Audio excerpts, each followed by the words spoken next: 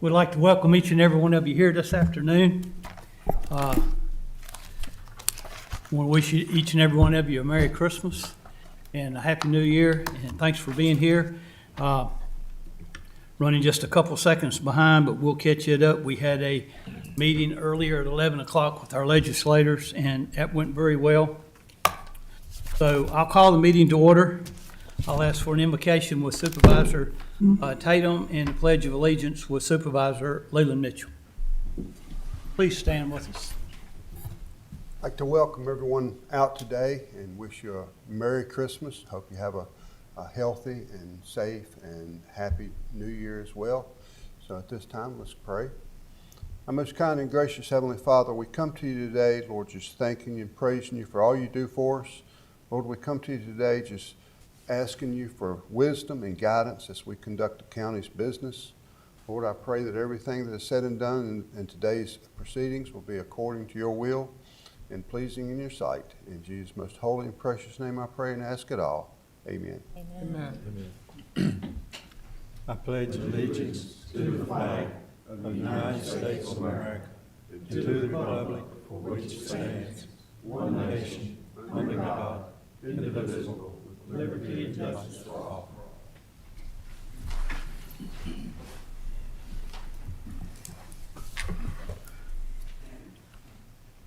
We want to take an opportunity to recognize one of the planning commissioners that's been with our county for 10 years now. Mr. Colby, if you'll come forward. Ms. Smith, will you come forward, please, and do the presentation? Thank you.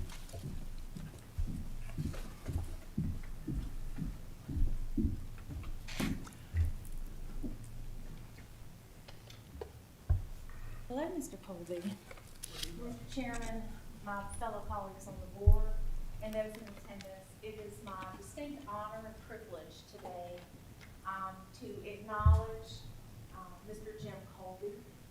Jim has been a planning commissioner on behalf of the Gills Creek District for the county for 10 years.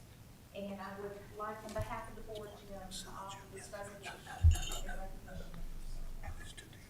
And I'd like to read it. If I may. This is an appreciation from the Franklin County Board of Supervisors.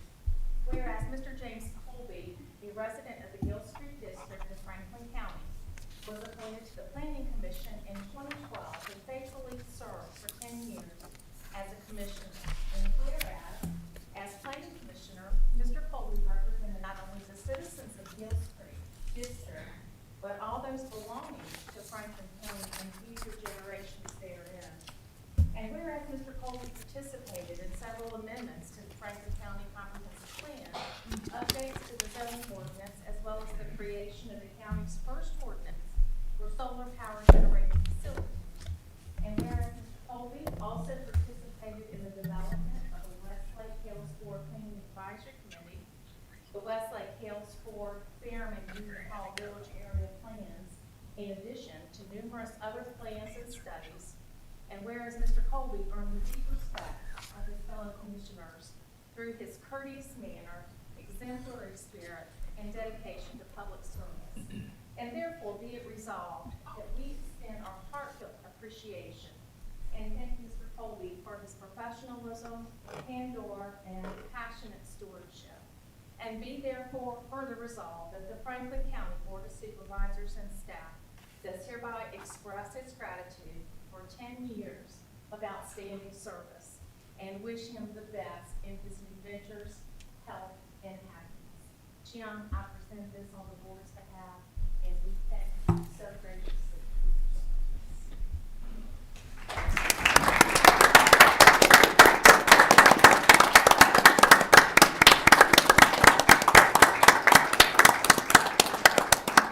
Thank you so much. Thank you, supervisors. Very much. I'm pleased to have the opportunity. Public service has always been important to me throughout my career, and I was glad I was able to bring these 10 years to Franklin County, my home that I do indeed love. Thank you. Thank you all. Thank you. Thank you.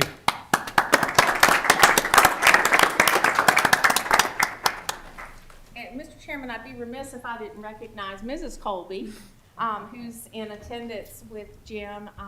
We know that our spouses can take a beating, for those of us in public service. And Gloria, we really thank you for sharing Jim with us all these years.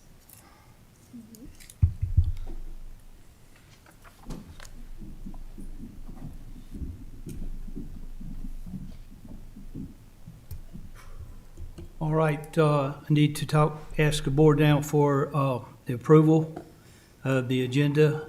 Is there anybody that has any additions, amendments, or deletions to the agenda? Mr. Chairman, Mr. Tatum? I would like to add consideration to the agenda of the Sheriff's Department's request for $500 to be added for the 21 part-time employees for their bonus. All right, yes, sir. Anyone else? Mr. Chairman, Yes, sir. I would like an amendment to the agenda to include a discussion and possible vote on to allocating $100,000 to the Pinhook Community Group. Yes, sir. Anything else? Anyone else? Madam Clerk, do you want a vote on each one of those items individually, or can we do it all in one? Let's do them each individually, please. All right, we'll do Mr. Tatum's amendment first. And just for clarification, is this an amendment to add it to the agenda or to vote on what Mr. Tatum spoke of? Both. Okay. To add it to the agenda, It'll be added to the agenda. and then for voted the- on Okay, later. perfect, thank you, thank you. Okay. All right. All in favor, do you want a voice call, or you want it, can we do it as a voice call? I'll or- need a second. I got a first from We Supervisor. need a Oh, second. second. Okay. And then a voice call is great. All in favor of that amendment, say yeah. Yes. Any opposed, same sign. All right, Mr. Cundy's agenda, we need a second on that as well. Second. Voice, Ronnie Mitchell, yes. Thank you. All in favor? Yes. Any opposed, same sign? All right, then the approval of the agenda. We need a motion on that, please. So move. Move to second. Second. All in favor, signify by aye. Aye. Any opposed, same? All right, thank you. Mr. Corbin Stone, our county financial audit annual presentation. Mr. Stone, if you will come forward, please. Mr. Carter, you want to introduce him and talk for a moment? Also get the presentation loaded. Corbin Stone, is this your? Yeah. Here we go. Our partner in charge of the county audit has been for some time now. Let me turn this so you see that. So he has our fiscal year end results for June 30th. Thank you. Okay, first off, thanks for having me here, and let me tell you that I thought your staff, both the county, school board, social services, did a great job this year under pretty difficult circumstances in getting together documents and getting them to us for the audit. So we were very pleased with how the audit went. I'm going to kind of walk you through a short presentation, go over the numbers a little bit with you, and then kind of open it up for questions. The first thing, in front of you, you should have the same handout that you're going to see on the screen. You also have a letter to those charged with governance. If we had anything bad to report, it would be in that letter. You get the boilerplate, so I'm not going to go over that in detail. You also have the management recommendations for the audit in front of you. Of course, the audit report, which I think this year topped out at about 76 pages. So it's a pretty thick document. And as you review that, we are certainly available to answer any questions. And finally, an update on new accounting standards that are going to come out over the next couple of years that Brian and his team and the school board will also have to implement. Okay, first off, I'll kind of go over overview of the audit results, a brief explanation of the financial statements. We'll get into some trend information and kind of work our way through where the county reserves are, our audit findings and recommendations, and hit on some of the upcoming standards that are going to impact you. In this big document, we've got some page numbers here referenced for you. I'll tell you on number 3 there, Exhibit 1, the statement of net positions. It says full accrual off to the side in my presentation. And that's basically all the assets of the county, including buildings, cars, vehicles, everything you own, less all the liabilities of the county, including long-term debt. It's called full accrual accounting, and ultimately, that's what we think, you know, if you were to liquidate the county today, that's what you would wind up with. That's what the county's assets minus liabilities are worth in accounting terms.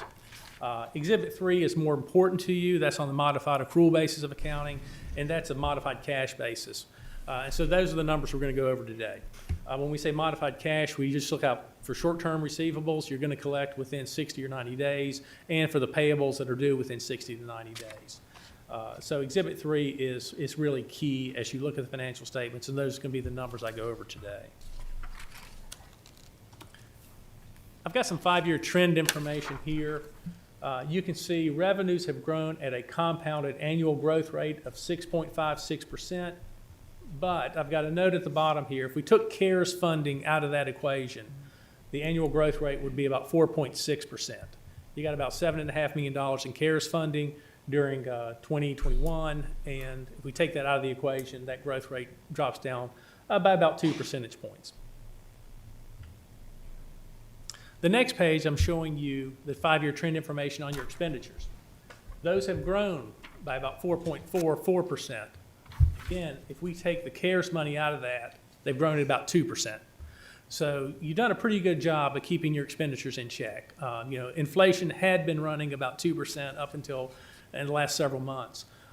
So as long as expenditures aren't growing greater than inflation, we feel pretty good about that. And you can see at the bottom, so the result, when you've got revenues that are growing a little bit faster than your expenditures, you can see that ending fund balance has grown at a greater rate than those two, at a compound rate of about 14%.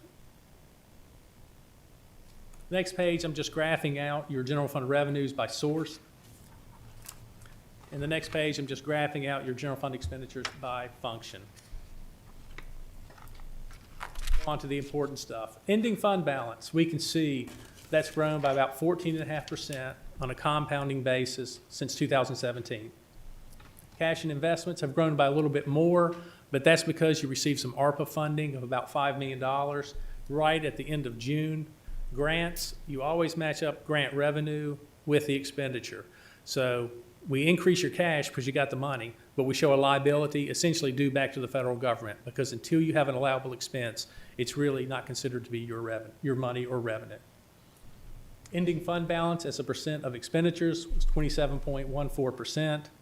Ending cash balance a little bit higher, but that's because of those ARPA funds again. Unassigned fund balance. Now, unassigned fund balance is fund balance that hasn't been restricted or assigned for any specific purpose. So it's basically, you know, what's available to this board to spend. Has grown by about 13.6%. Unassigned fund as a percent of your expenditures, and that includes the school board, less the transfers between the county and the school board, stood at about 24%.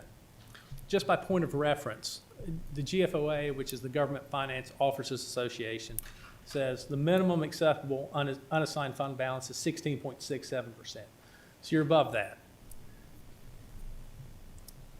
You weren't back in 2017 and 18, but you were right at it, and you're above it. You've been above it since 2019. I mentioned inflation a second ago. Those dollars may not buy as much going forward as they bought in the past. We just don't know where inflation is going to go from here, and ultimately what the value of those dollars is going to be. So that fund balance is up, but if your expenditures increase by 20%, then you're really no better off if we look out a year or two. So just keep that in mind.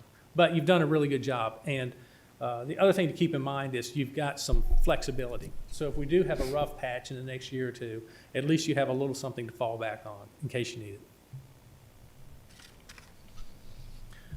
We did have one finding in the report. We had some material adjustments. When we come in to do an audit, if we recommend accounting adjustments, if they're material to the financial statements, we have a report finding that goes in really on the last page of the report, this large document. That was the only finding we had in the report. We did have some recommendations for you. and I've talked to Brian about these. One of them is to start reconciling billings and collections for EMS. That has grown significantly over the past few years, and we want somebody to reconcile what this third party is doing. So they're sending out billings, they're making adjustments to bills, and ultimately they're taking in collections. We just want to get a reconciliation of what they're doing. To track the delinquent tax balances in the general ledger, we were able to reconcile your taxes without any issues, but we think it would be good to have essentially a subsidiary ledger, if you will, or control accounts really, that track how much you have in outstanding taxes within your general ledger, so you know at any point in time what's owed to the county. Centralizing some cafeteria funds that are currently at the school board, we'd like to see those under the treasurer's control. The school board's kept those, they've been there for several years, but we do think the proper place is in the treasurer's office. Creating a school self-health insurance fund. We want to see if they're losing money or making money on their health insurance. They're self-insured. So we'd like to have a separate fund so we can actually dig out the receipts, basically what they're paying in for health insurance, and then what they're paying a third party. The last two, the school board assets required some adjustments at the end of the year, their asset listings, but there was significant improvement from prior years. So I thought they did a good job of improving. And continuing the improvement we had with CSA case files. I think last year I mentioned to you, or the year before, they just weren't that complete. We did have a finding on one of the case files we looked at that it didn't have a contract behind it, but that was the only finding we had, and we are seeing significant improvement there. It stays on the list, but I have a feeling it's going to go away next year. Some upcoming accounting standards. I'll just talk about the first one.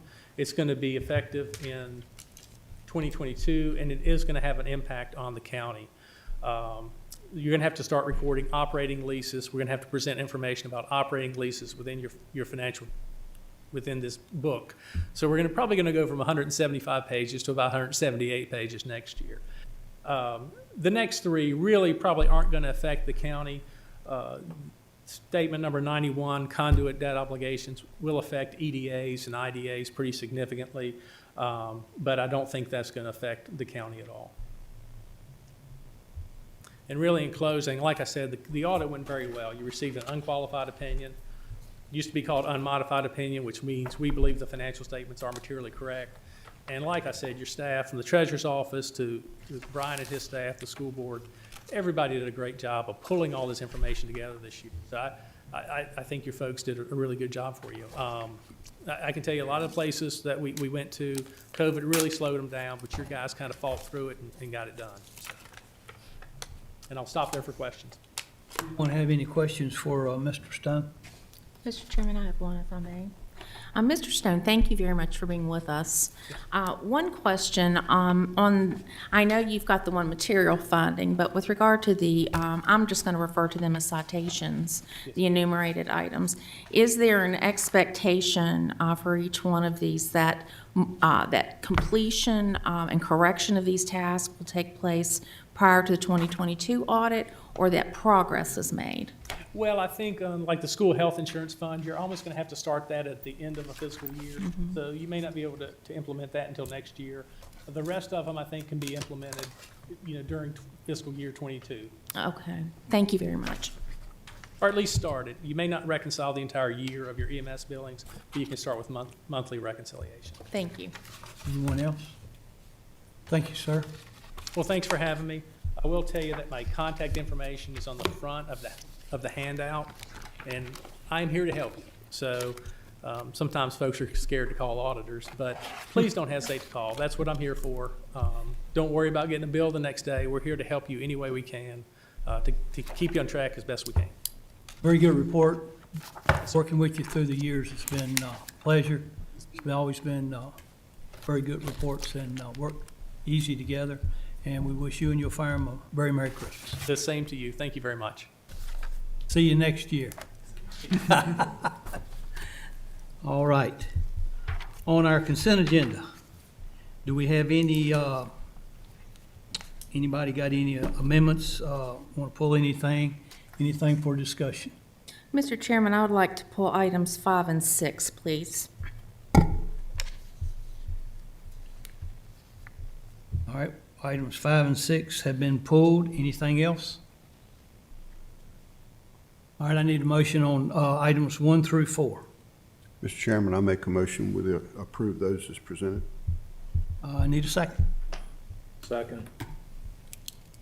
All in favor, signify by saying aye. Aye. Any opposed? All right, Ms. Smith, what's your pleasure with number 5? Yes, thank you, Mr. Chairman. With regard to the request for public hearing with Blue Ridge Towers on the special use permit for the Westlake Tower, Mr. Chairman, I would like to ask if Mr. Sandy would come up and just give a very brief overview of what this means and consequences and impacts for next steps. Okay, Mr. Sandy?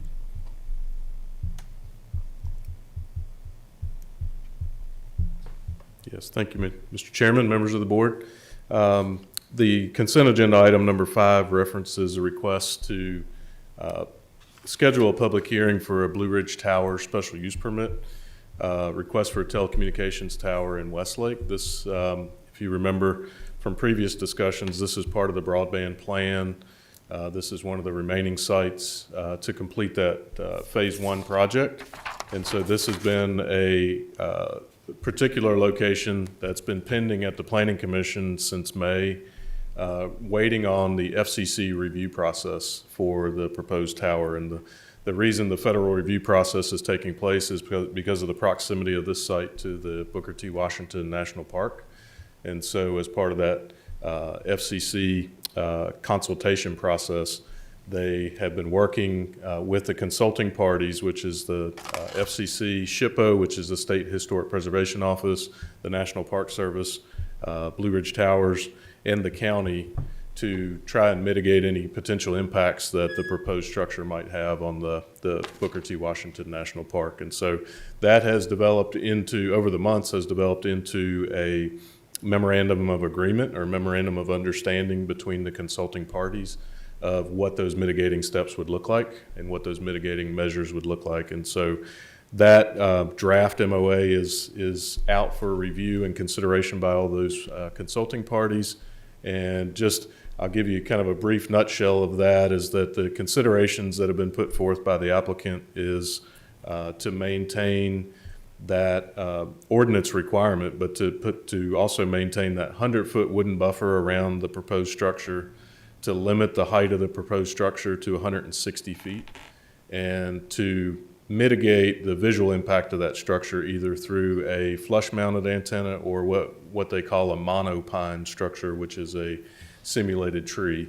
And so those are kind of the mitigating factors that have been proposed and discussed with the consulting parties, and that's what's part of the memorandum of agreement. And so that item, that information was presented to the Planning Commission last week on the 14th. The Planning Commission requested that full documentation be brought back to them at their January 11th meeting. And at the same time, they also acknowledged some of the scheduling constraints that are part of this process. As part of the broadband grant, we have an April 15th deadline to complete the structure and have it up and functioning. And so the commission was agreeable to the board going ahead and scheduling their public hearing on the 18th. So the current schedule, if approved by the board, would be the commission would consider it and make a recommendation on the 11th, and the Board of Supervisors would hold their public hearing on the same matter on January 18th. And so I hope, is that enough kind of background? That's perfect, Mr. Sandy, thank you. Sure. Has anybody got any questions for Steve? All right. Is there, anyone have any more questions or any problems with going ahead and voting on whether or not to go ahead with that public hearing on that? Mr. Chairman, if you want an action for approval on item number 5, I would make that motion to proceed. Yeah, all right, we got all in favor signify by saying aye. Aye. Any opposed? All right. Then number 6. Thank you, Mr. Chairman.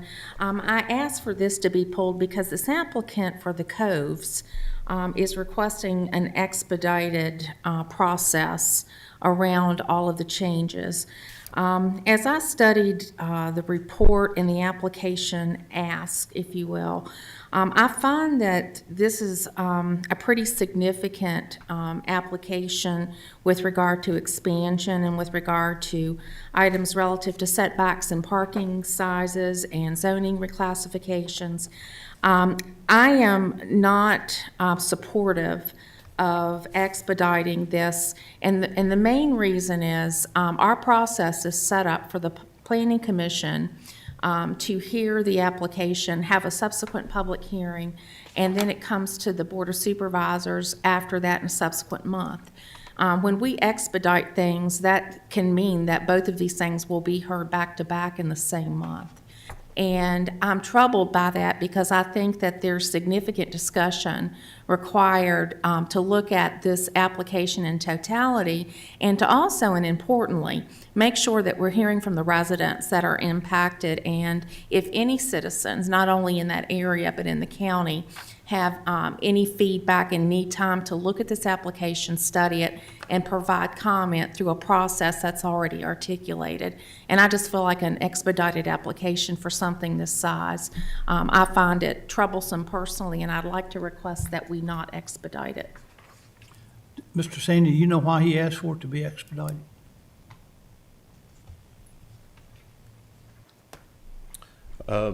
Sir, my understanding from, and Carrie might be able to expand on that. She but here?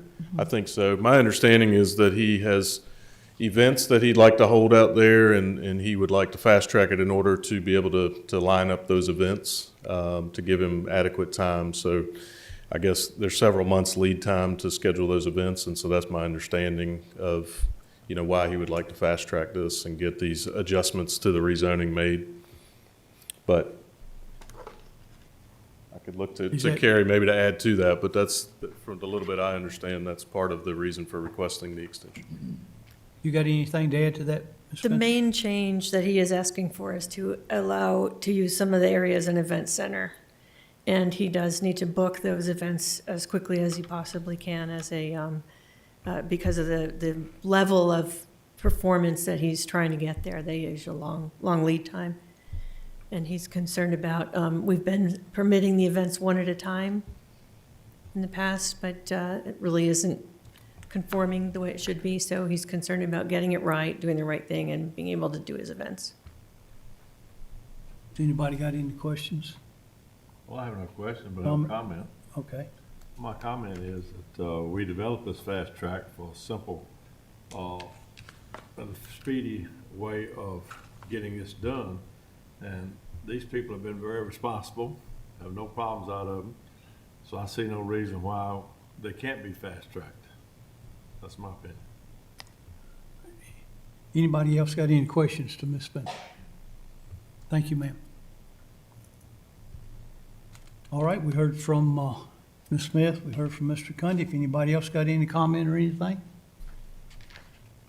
Well, Mr. Chairman, I just find it kind of confusing that we didn't have an explanation in our report, as to why he needed to fast track it. And not being familiar with what he's doing, I thought it would have been more helpful to me if we could have had an explanation in here as to why he needed to fast track it. Of course, Mr. Sandy has provided that. Ms. Spencer, I got a question. Is the reason for him asking for this and his being behind for his scheduling and everything, is this a part, something that the county has done, or is it because he didn't ask for it sooner? I would say it's a combination. I accept some responsibility for staff working with him to establish what his needs were. It's an existing RPD district, and the district isn't changing. It's an unusual request. And to establish the meaning of the use, to talk to him about what he might want to do in far future. And when we finally agreed on those, the time had come to a point where he's asking to fast track. So it's, we both need to take some responsibility, is Yes, what sir, you're saying? I do feel that, yeah. Thank you. Mr. Chairman, may I Sure. add one thing? Sure. I just want to point out for my colleagues, this application is asking for our setbacks to be reduced to zero. And it's asking for reduced parking spot size. I've been to events there, and this event venue is, it's challenged, let me say. And these things speak to me to trying to fit more people into a small space. And there's a lot going on within this application. And I just have to think that there's going to be some concern. We're going to hear about this later. We may not hear about it now because it's being expedited and requested to be fast-tracked. So once the experience gets underway, we're going to be dealing with this, I think, in a potentially adverse manner. And I just don't like the precedent that this sets for the kind of reductions they're asking for large numbers of people to be at this venue.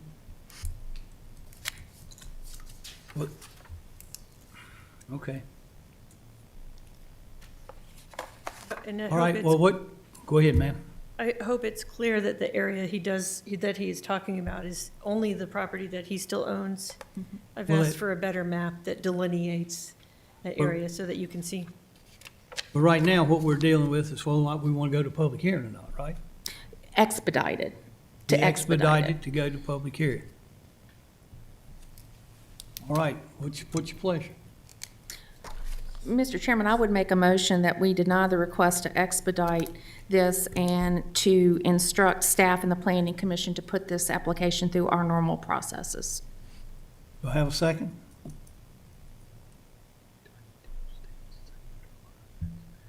No second? We can still do a vote without that. We still have to do that. Do we have another motion? Madam Clerk, You talking about a motion to approve it? we're going to do a vote on that. Do we have anything? Okay, what are you gonna vote on first? Huh? Not to approve it? This is ridiculous. The motion on the table is to not approve the fast tracking. At this point, you can either vote yes to approve or no, not to approve. We do not have a second, so that does not hinder us from still doing a vote. Correct? Not according to your bylaws. It's correct. You're correct. Okay, roll call? Do a roll call vote. Okay, roll call to deny. Yes, please. This is to deny the fast tracking. Correct? Okay. Supervisor, so, Can you read it one more time? so the motion that Supervisor Smith made was to deny the request to schedule a public hearing for the Coves at Smith Mountain Lake proper being the fast track process. She, in her motion, suggested that we go through the regular process. So to deny the fast track request, meaning that if you vote yes to this, that means you want to deny. Okay. That means what? So, A yes vote will mean that you want to deny the request Okay. for it to be Okay. fast track. A no vote is that it stays as it's presented, Okay. to be fast I track. just want to clarify, it stays as presented, or normal process would be January public hearing for the Planning Commission, February public hearing for the Board of Supervisors. So there would still be a public hearing before the supervisors, it would just not come till February. I just want to make that And clear. at that time, the public can address any issues they have, correct? Correct. So expedited would be January and January. What we would, if you say no to expediting, that would mean January Planning Commission, February Board of February here. Supervisors. I just wanted to clarify. Supervisor Ronnie Mitchell, No. Supervisor Smith, Yes. Supervisor Tatum, No. Supervisor Cundiff, No. Supervisor Carter, No. Supervisor Leland Mitchell, No. Chairman Thompson. No. Now, do we still need a motion to fast track it now? Or did that do it Yes, automatically? we need a motion now. Okay. No, it's done. Now you need a motion to Number 6. schedule the public hearing. Yes, we need a motion now to schedule a public hearing as it's been presented. I'll make a motion to do the public hearing. We got a second? Second. Madam Clerk, do a roll call vote, please, just for Supervisor- clarification. Yes, sir. Supervisor Smith, No. Supervisor Tatum, Yes. Supervisor Cundiff, Yes. Supervisor Carter, Yes. Supervisor Leland Mitchell, Yes. Supervisor Ronnie Mitchell, No. Chairman Thompson. Yes.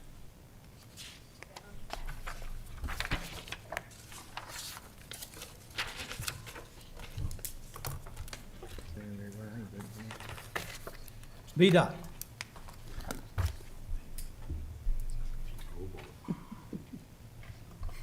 Thank you, Mr. Chairman, and members of the board. Wait a minute, let me see. Yes, sir, go ahead. I think I can keep you on schedule here. I got a couple quick comments and then take any questions. You got your report in front of you. A few quick highlights. You'll see in the last 30 days, we've completed a few pipe replacements, Algoma, Dry Hill, and Red Valley. Moving forward, a couple items of note. Route 602, Fairham Mountain Road. We're going to close that in early January to install a box culvert, which the box culvert is sitting, Mr. Carter, at the Franklin Heights interchange, so we're going to get that out of there. This box was actually scheduled to be installed some time ago. We had a utility conflict and overhead that we needed to work on, and they've got that straightened out. So we'll get that in place.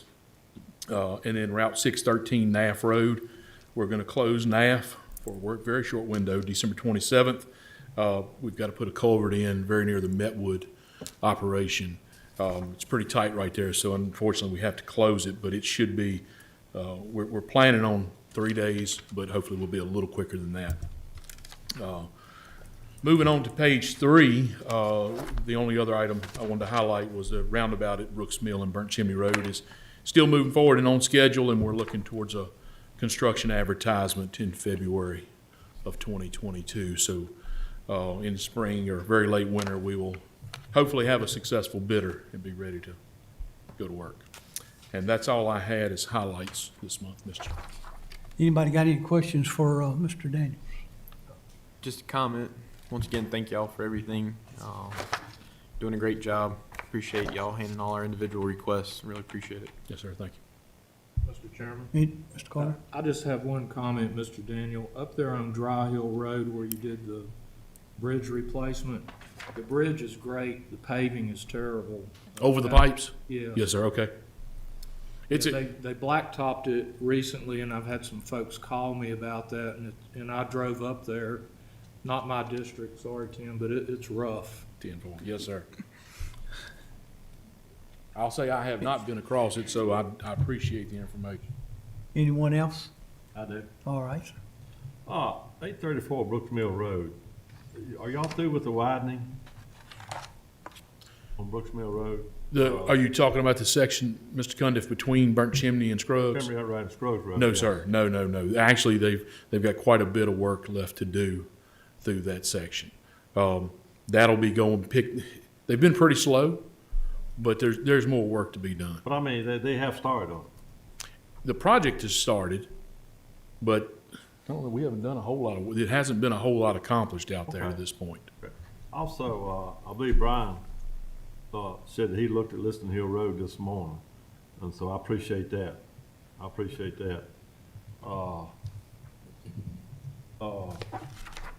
Back Creek Bridge looking beautiful now. Thank you, yes, sir. I'm telling you. And I just appreciate what y'all do. Thank y'all so much. I still would like to check out the intersection out there on in Redwood, Webster Road. Yes, sir. See if we can't do something about that turn in, put another lane in or something like that. I get a lot of complaints on that. If you coming up for it heading to Rocky Mount, if you got a trailer, like I have a gooseneck trailer, you can't make that turn unless you go over the left-hand lane and sort of come over. You just can't make that turn. But whatever y'all do, I appreciate it. Thank y'all for what you do. Yes, sir. Ronnie? This is, well, some may consider it minor.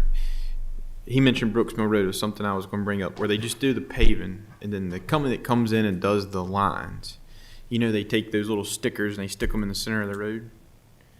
Will you tell the people that are putting the stickers down and quit throwing the little pill off the back over onto everybody else's property?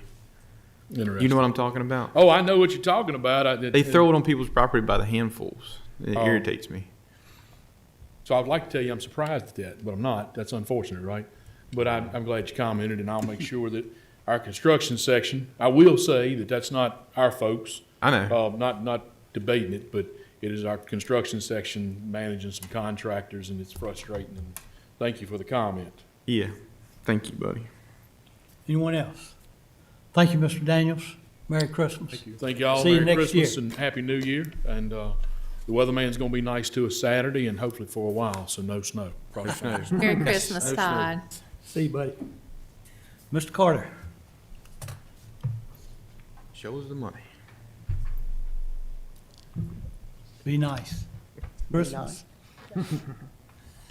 Santa's watching. Yeah, I'm working on it. There's mine. There you go.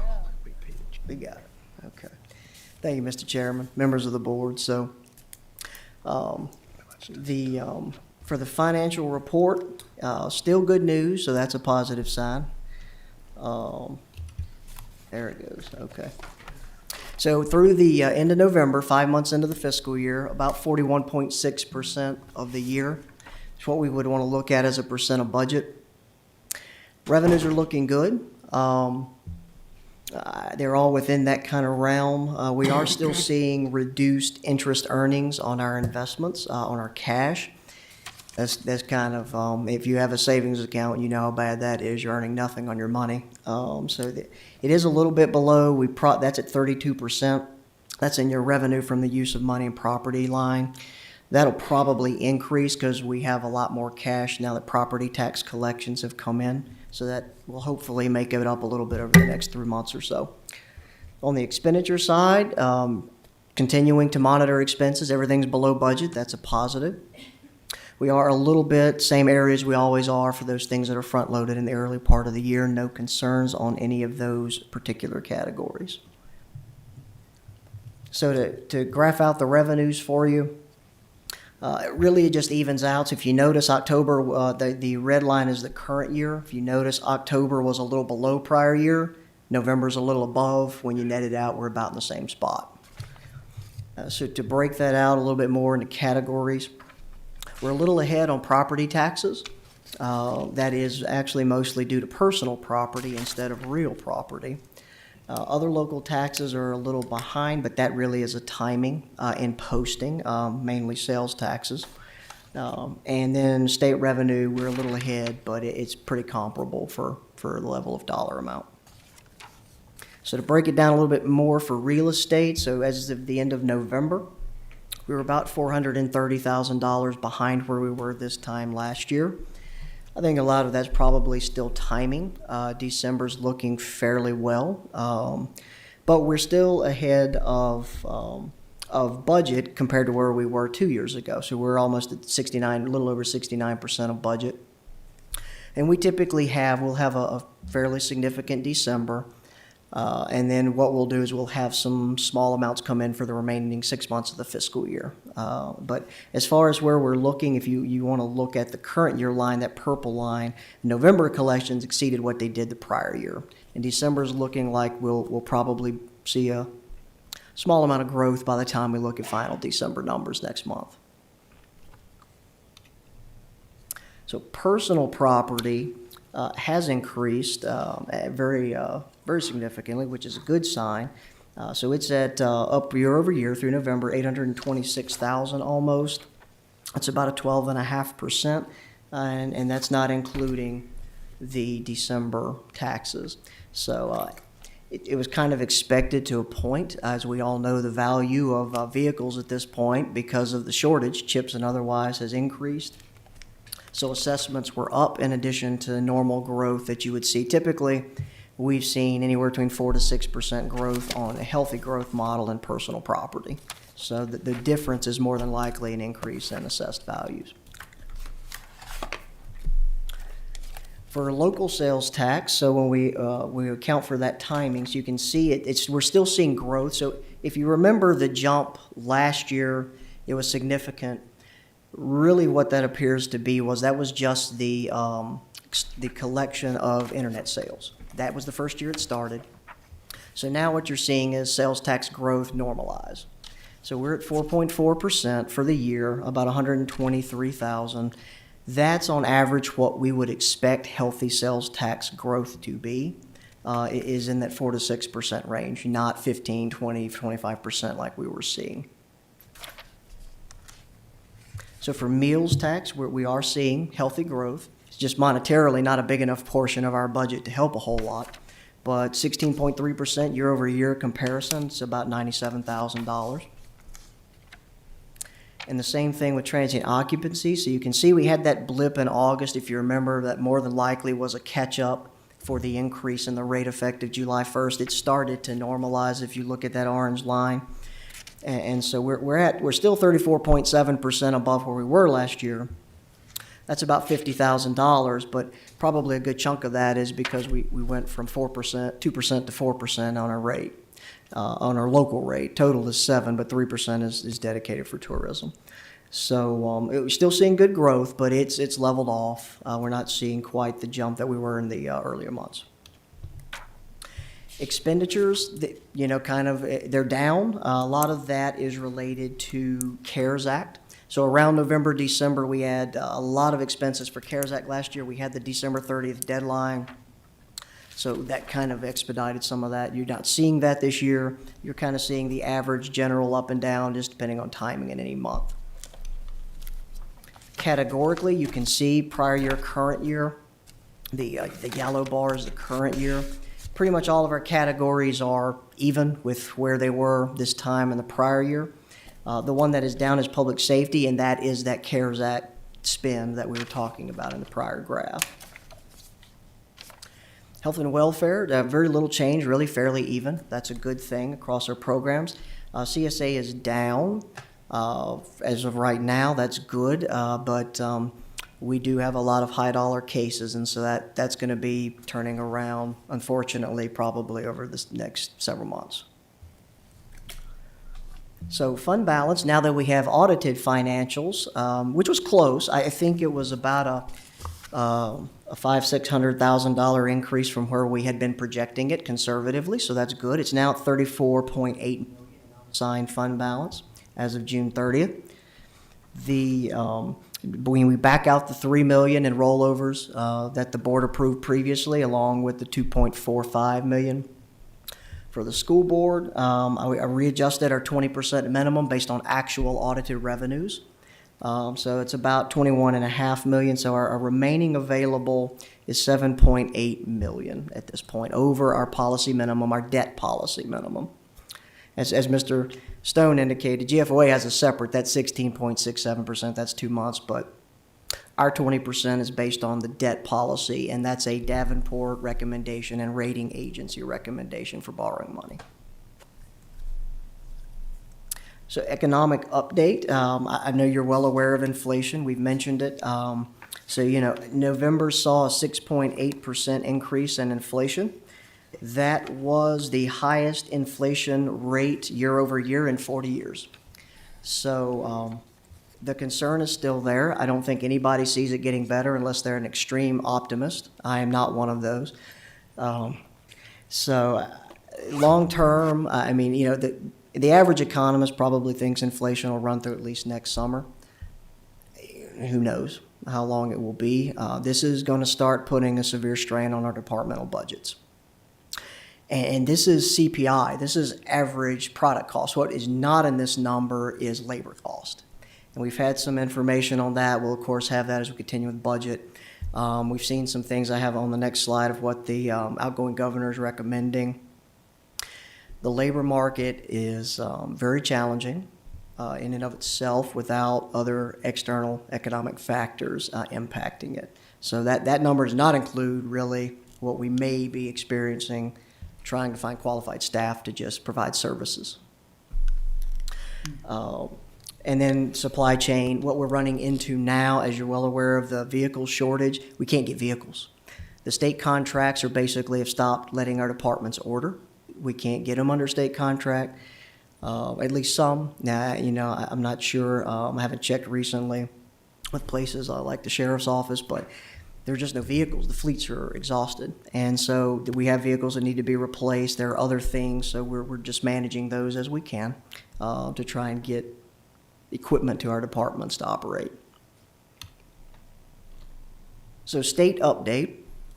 As I mentioned, the outgoing governor, he proposed his final budget, Governor Northam, and that's so remember the state does a 2-year budget, a biennial budget. And so typically what happens is the governor proposes the major budget over a 2-year period, and then that goes through a General Assembly session. Then the subsequent year, that middle year of the 2-year, you have adjustments to it essentially. So this is the beginning of another 2-year budget period for the state. And so while there were several things that the governor's proposing to increase, including state-supported employees for local governments, these would be compensation board-funded positions, our sheriff's office, treasurer, commissioner, those other offices as well. Our local school system, the proposal that I've seen, at least drafted, is only the SOQ positions, which means all the other positions are left up to us to figure out how to fund. The same thing with non-comp board funded positions. The governor was proposing a 20% increase in the entry-level salary for comp board, which a big impact would be sheriff's deputies for us. We already fund over and above what the comp board minimum is, so that impact is not 20% to us from a state funding level. It may be 20% to us just to hire qualified staff. But there will be an impact if that makes it through the General Assembly unless the state does come up with enhanced comp board funding. We will have to make up the difference. The hold harmless funding for the school system is in the governor's proposed budget. The ADM, as we know, enrollment is down in public school districts across the state. So this would keep that funded for another year, hold harmless, so that our state portion of revenue for our school system is not reduced. It does eliminate the 1.5% state grocery tax, but it leaves provision to keep the local sales tax. And so this is where there have been a lot that came out since I think the last meeting. Mr. Tatum, you asked about this. And so originally we were thinking, well, the state sales tax is kind of separate and how that's in there. Well, depending on who you listen to, they may come out with that. Some are advocating to keep localities whole. I did have a conversation with our Commissioner of the Revenue, Ms. Torrance, and she followed up with her local commissioners, also the State Department of Taxation. And the bottom line is we don't know what impact that may be if they pull that 1% because the state has no ability to tell us. And so they don't track it that way. And my concern is if it does go through, how are they going to make localities whole if they have no idea what that number is? So we're watching. We are going to struggle to give this board a projected impact should it go through, but it will reduce our revenues if the state follows through with the grocery tax and eliminating the 1% for local sales. So, and with that, I am done. Be happy to answer any questions. Anybody? I do, Mr. Brian? Chairman. Brian, thank you for your report. Thank you. Question with regard to the inflationary percentages that we're experiencing. Is your office, or are we looking at adjustments in our expenditure levels between now and the end of the fiscal year, trying to project in areas where we're going to have those inflationary impacts that's going to, obviously have an end result on the bottom line? What are we doing at this point internally to manage that? At this point, we're just monitoring. Okay. Line item, we typically take a more holistic approach to a department's budget. But the ones that are especially heavily dependent on, say, things like fuel, probably our sheriff's office, our public works, parks and recreation, those type things, that either requires an adjustment from other line items by the department or that will require some action on our part to supplement funding. But at this point, it's not drastic enough to make any serious adjustments. We kind of want to do a mid-year look, maybe 6 months, and take a look at that and see if we want to maybe taper it down in a way that we can adjust services for the next few months of the fiscal year if we need to. It's not significant enough at this time to take any drastic measure.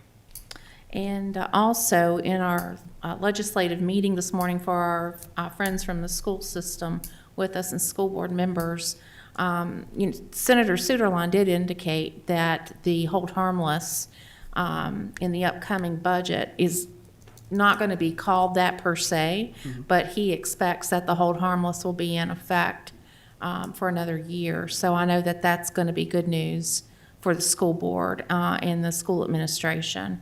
So I just wanted to make note of that. Thank you, Brian. Roy?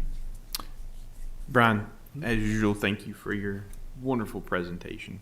Just make sure I understand it correctly.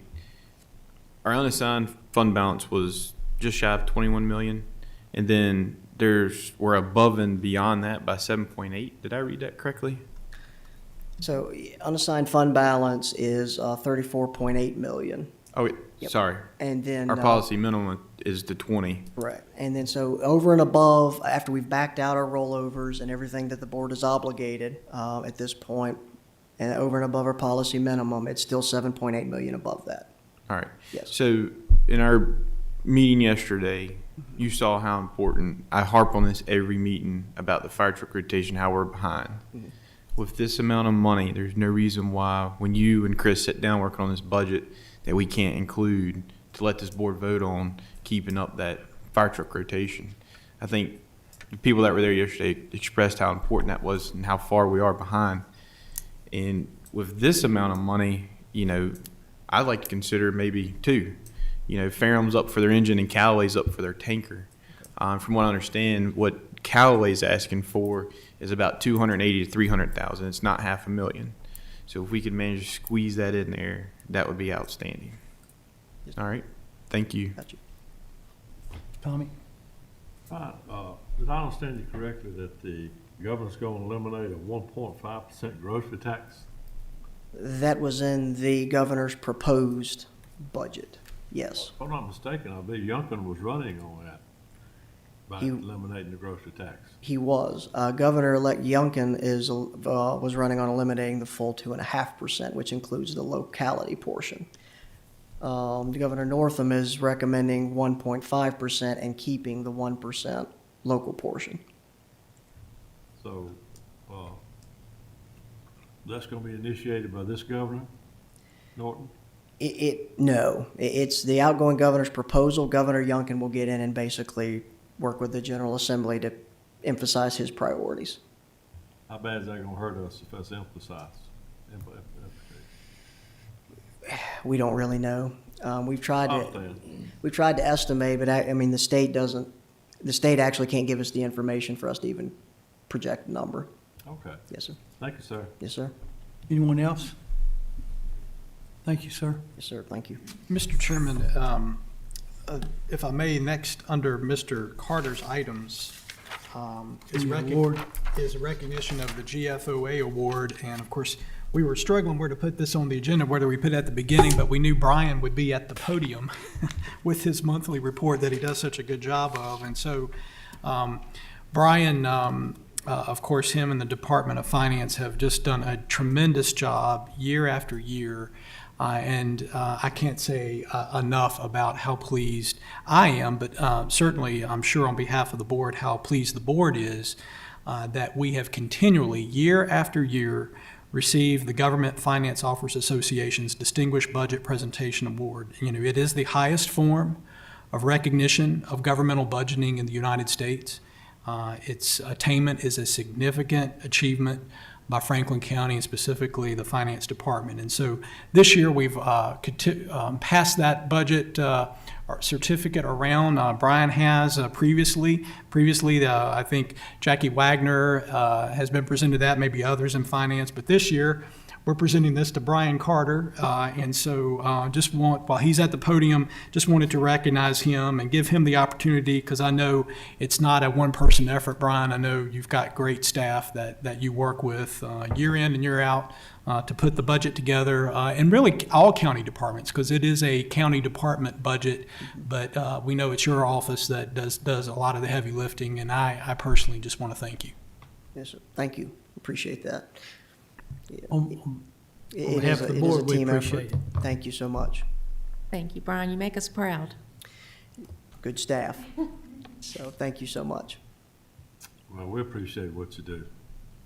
You keep my money straight, that's like what my wife does, so every time I talk to you, it's like talking to my wife.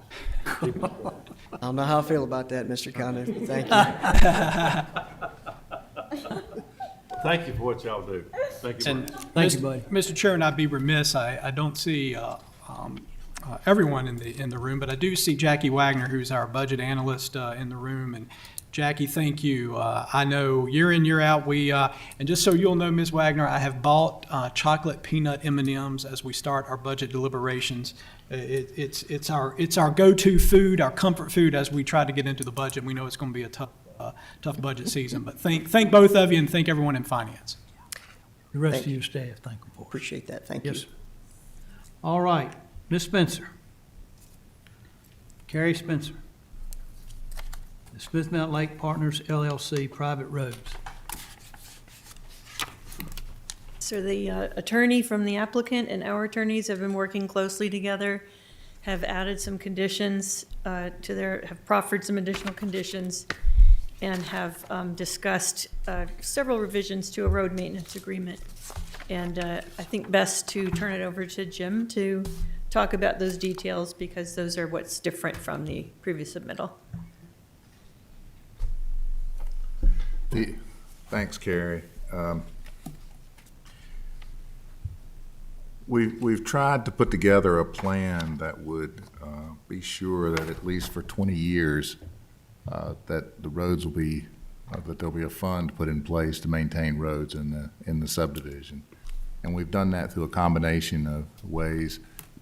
The developer has agreed that he will post a bond or letter of credit in the amount of, the estimated amount, the engineer's estimate for repairs and maintenance, and that it'll be good for 20 years. At the same time, they've agreed that they will, at every closing of a sale of a lot, that they'll have $1,000 that gets donated to the homeowners association. I say donated, it'll be paid to the homeowners association for the road maintenance costs. So with 112 lots, you'd like to think that in the 20 years, there'll be at least $112,000 at that point for that. And of course, the homeowners association will have the obligation to continue collecting yearly from the homeowners to make sure that they have in place a fund of money to be able to address maintenance issues with the roads. My hope is that the developer will be in a position to handle it for the first 20 years, and that for the next 20 years, the homeowners association will have built up its war chest, so to speak, so that it would handle it out in the future. And then ultimately, because we are requiring that the roads be built to VDOT specs, within that 20 years, we'd like to think that VDOT would have an opportunity to take them into their system. That's going to require one more easement, but we're hopeful that over the 20 years that that's going to become possible. It will also, maybe the benefit of having those roads will convince the holdout. If there's any number of ways that that could take place. This is probably the most detailed and most generous, I'll say, for lack of a better term, offer by a developer to be able to put private roads into a project in Franklin County. Because basically, probably going to have finished the development well before the 20 years, and yet will still remain involved in it. I guess I'd put it to you this way. If there's ever going to be a private road project in Franklin County to be approved, this is going to look a lot like the model that it ought to be. And I understand if you just unalterably opposed to private roads, I get that. But I don't know that we can expect any developer to do any more than what this one has done with regard to trying to get we just don't want to, in 20 years, whoever's sitting here, to have somebody, in that subdivision come in and say, hey, what'd y'all do? We want to make sure that that's taken care of, and we've done our best. My one question on this is, as I read through this conditions, The developer himself's gonna keep all the money and control it. It's his to approve and record and maintain the records and keep the money. If, No, well, he's warranted, he's issuing a warranty on the maintenance of the roads. So the bond and the letter of credit will be in the possession of the county that we could draw on. He will have, as the money is put into the homeowners association, he will be one of two signatories on it, on that account, him and then whoever the president of the homeowners association is. So he's not going to have unfettered access to the money. May, Mr. Chairman? okay. Yeah, go ahead. Mr. Gwynn, is it possible that, that the monies can be drawn down on over that first 20-year period for incidental road maintenance? Or, so that's possible as well? Oh, yeah. I mean, if there's a road maintenance issue and the homeowner association doesn't have the money to cover it, that's what the bond is for. Yeah, yeah. I just, to me, just trying to get this into VDOT, as a state-approved road kind of infers we're working towards that goal, Right. right? And my only other question was in number 12 on. I would point out, as the developers' attorneys have continuously pointed out to me, the incentive is for the developer to get away from the 20-year. And there is a provision that says if VDOT takes it, the developer gets to get away from it. So he's got an incentive to continue pushing to have that done. And Mr. Green, you made a good point about this perhaps being a model unless there's a total moratorium, if you will, on private roads. Would it be appropriate at this time that the board could potentially ask for model language to be taken into ordinance consideration for how we consider private road requests in the future? Perhaps in a more general way than this. Yes. Expect, having a requirement for a continuing bond and that sort of thing. It might be a wise move as far as setting policy for considering private roads in the future. But at this point, because of the special use permit, this is our opportunity to be able to deal with it. So we're fortunate in that regard to have the opportunity to place conditions such as this on it.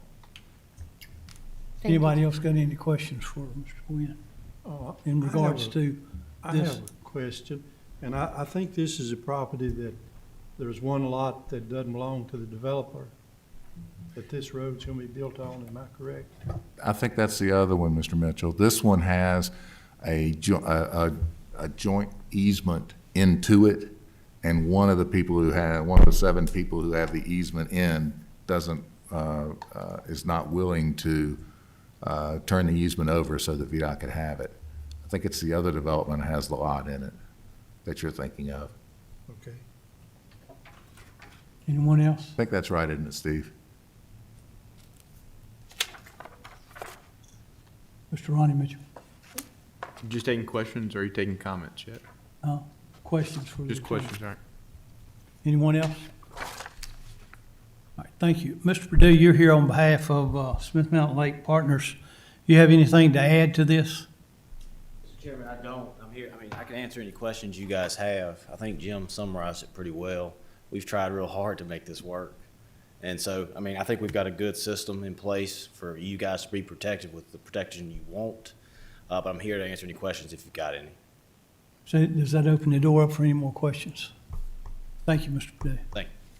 All right, comments, what's your pleasure, how we want to do this, Ronnie? I mentioned before, I'm glad we've done what we need to do to ensure that the roads, but this is something that our county needs. Got somebody wanting to invest in our county, build some homes that are very much needed.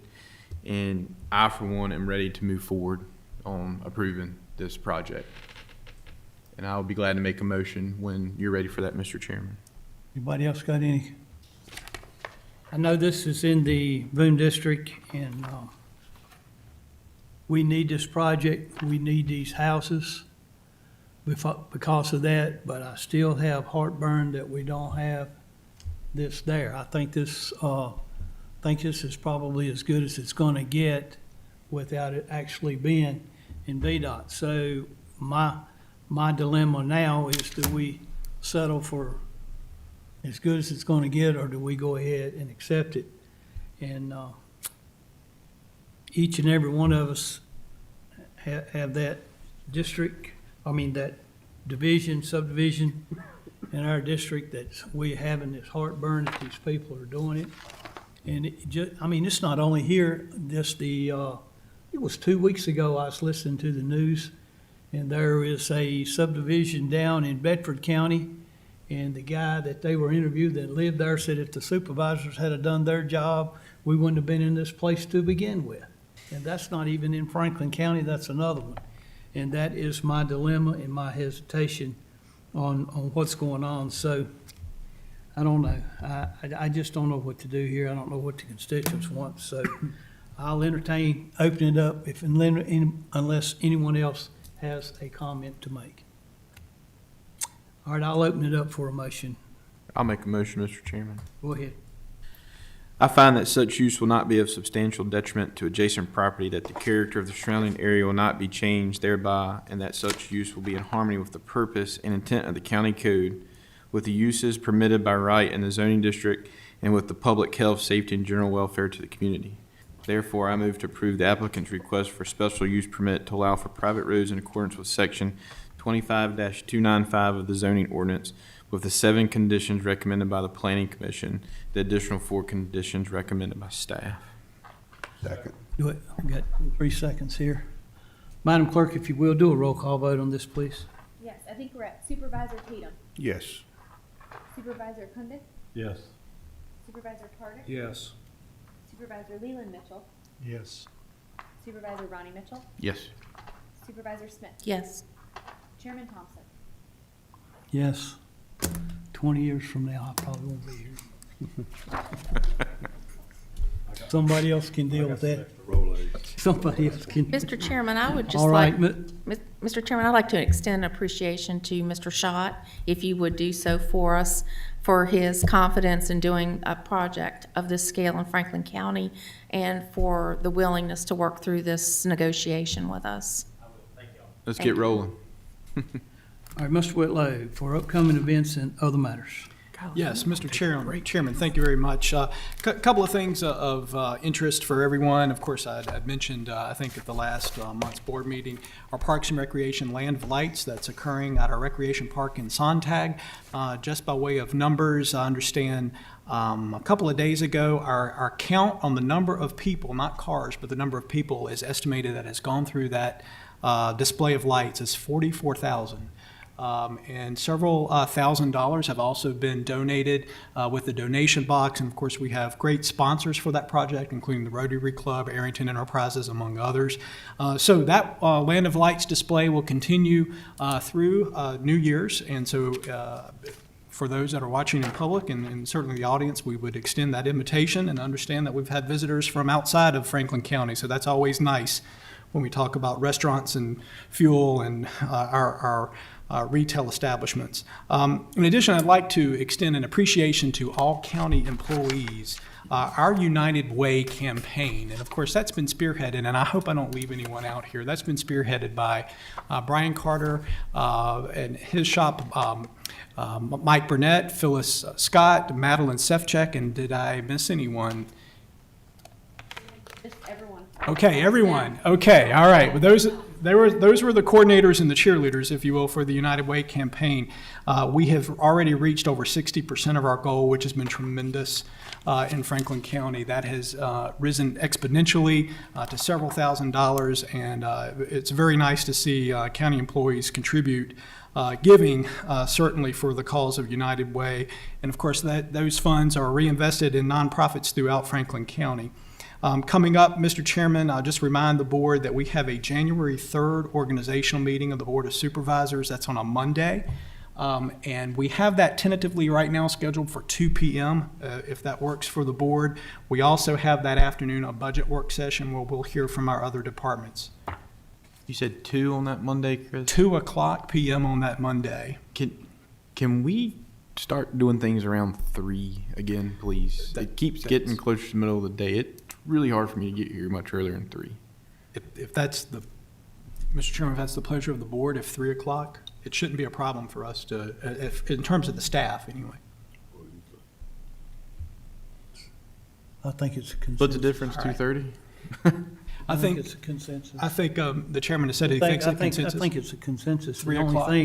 the only thing though is it doesn't go, ridiculously late. Well, I think we can work that at 3 o'clock and still be able to get our budget presentations together where we can be, we'll be out before dinner, I think, that evening. Following that, on January the 3rd, of course, that'll be at 3 o'clock, and I would just ask staff, Mr. Carter, if you'll make a note there that we'll put that to 3 p.m., and also the clerk. The January the 13th is a Thursday, I believe, on the calendar. And of course, that will be a joint meeting of the Franklin County Board of Supervisors and the Franklin County School Board. That is set at 6 o'clock p.m. at the Franklin Center, nice large open room there. And of course, it'll be an opportunity for our board and the school board to get to know one another. I know we have some new school board members that will be joining the Franklin County School Board. The superintendent and I have had some discussions in terms of an agenda for that meeting. I think one of the main things on the agenda is really a meet and greet and get to know one another. Also, maybe looking at opportunities in terms of what we may know regarding the state budget at that time. We should have more data in terms of what the state budget may look like for schools and localities, as well as look at some of the other big picture opportunities before us in terms of the ESSER funds. I know the schools have allocated dollars for our middle school HVAC replacement, and so we hope to hear more about that and the timeline of that, because I do understand that is time sensitive to utilize those ESSER funds, and so I know the schools will be needing to move forward with those projects. So that's January the 13th. And Mr. Chairman, I'd be remiss if I didn't thank all county employees this year for all their hard work. I know it's been a very tough year for everyone, for businesses and localities, and I'd just like to thank all county employees and certainly our career staff and our volunteers and Parks and Recreation, site supervisors, volunteer parks, Little League coaches, and so forth. It certainly takes everyone to make Franklin County such a great place. So I just wanted to personally thank everyone for all their hard work and dedication in 2021, and look forward to what lies ahead in 2022. Thank you, sir. All right, we're keeping pretty close. You didn't think we could do that, Madam Clerk. Stay on time. We're going to take a 10-minute break, meet back in room B75 for a work session with the sheriff.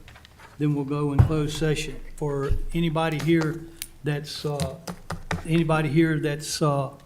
interested, the two amendments, I will put them at the end of the agenda, and we'll deal at the end of the day on the amendment for the Cool Branch and for the sheriff. You just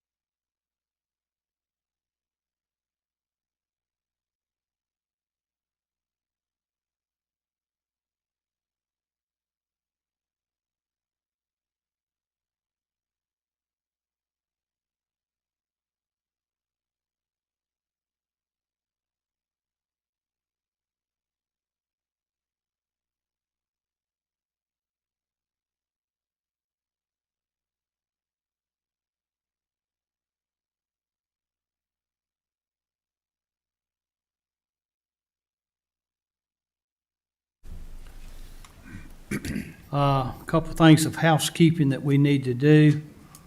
Mr. Tatum, if you will read your, We did that back we did that back there. We need to take our vote out here, the roll call vote, that we didn't talk about anything.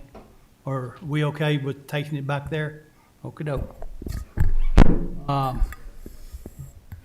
Where's my papers at? Here they are.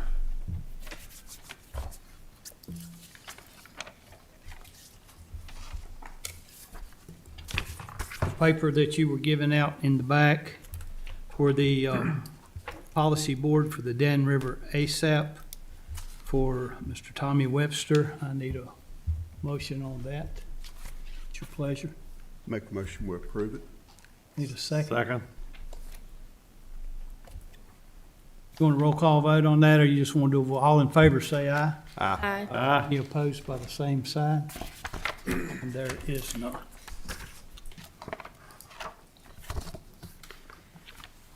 All right, we took care of another matter while we were back there on the presentation from the sheriff's office on their proposal for the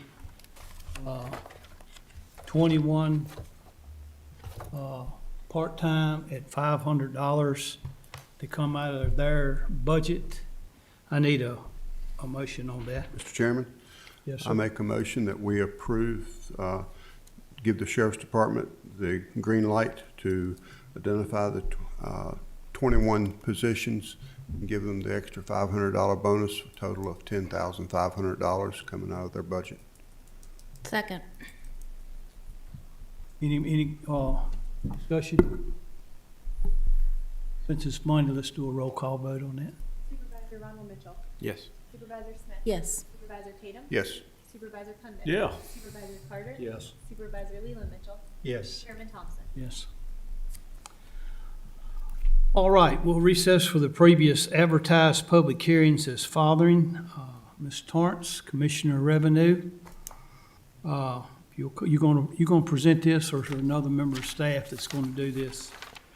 The county purposes to amend section 20-240, 20-241, 20-243, 20-244, 20-245, and 20-288 of the Franklin County Code. Ms. Torrance. Thank you. Yeah, the purpose in this, the state, the Virginia General Assembly, changed the rules on transit and occupancy and who would manage the properties, how the taxes would be collected and submitted. And with that, we had to bring our local ordinance in compliance with state code. And also, the other part of this, and it would be in defining who does what and what the responsibilities of each party are. And also, the Department of Taxation collects the sales tax on the total charges paid. And our ordinance just had the tax being calculated on the room charge. So any cleaning fees or anything else that is charged, parking, anything else, the state charges the sales tax on that. So when people submit it to us, we have to go in and calculate the percent, the part of the total amount submitted that was not actually part of the room charged as our county ordinance is written. So we have to go in and back all those figures out. And this, changing this to match the state code would make it a lot easier for the taxpayer and for us to calculate the amount of tax that's actually due to the locality. Thank you. Anybody got any questions of Ms. Torrance? Anyone at all? Seeing none, thank you. We'll go into open session there. Madam Clerk, you got anybody signed up to speak? Not for this item. Is there anybody here that would wishes to speak to Chapter 20 of the taxation code in Franklin County? Seeing none, we'll go back into the closed open session. What's the board's pleasure? Mr. Chairman, I would offer a motion to approve the amendments to Chapter 20 Taxation Division 7 of the Franklin County Code as presented. Need a second? Second. Do a roll call vote on that, Madam Clerk? Supervisor Smith? Yes. Supervisor Tatum? Yes. Supervisor Yes. Supervisor Carter? Yes. Supervisor Leland Mitchell? Yes. Supervisor Ronald Mitchell? Yes. Chairman Thomas? Yes. Ms. Torrance, we'll go back into the session here on section 20-18, exemption for elderly persons and the totally and permanent disabled. Requirements for the exemption. Ms. Torrance. Yeah. What I'm asking for here is, the state code also allows for, they set the guidelines for the tax relief for the elderly program. And within those guidelines, the county is able to adopt certain portions of it. And they can set their own income and net worth limitations as well. Acreage, all that. So the county has a lot of leeway within the state code. And what I am finding is when our ordinance says that you can only count the income of family members living in the household. And what we're finding is there are a lot of people that have people that are not members of the family that actually live in there, in the house. And so they have more disposable income than the person that is the husband and wife that maybe is looking after grandchildren or any other family member. They have to count all of their income, but you can have numerous people that are not related living in the same household, and you can't count their income. So it's not equitable in the way we do it. And so I'm requesting that the county change the local ordinance so that it would include anyone that lives in the household. Their income would be counted into the total household income instead of just family members. Thank you, ma'am. Anyone got any questions of Ms. Torrance in regards to this? Mr. Chairman, I don't have a question, but when you're receiving comments, I have a comment. Anyone? All right, thank you. Thank you, Ms. Torrance. All right, we'll go back into closed session here. Anybody signed up for this public comment? Does anybody here wish to speak towards section 20-18, exemptions for the elderly persons and the totally and permanently disabled? Seeing none, we'll go back into session with the board. This time, any comments or motion? Smith? Thank you.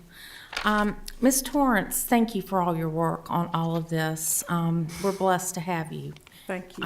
You're like a dog with a bone with this stuff, and you protect the county's interests so nicely.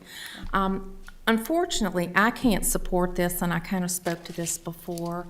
I just want to say that reaching out, I think that there are so many unusual circumstances where there are non-relatives living in a given household, and we don't know how temporary that is.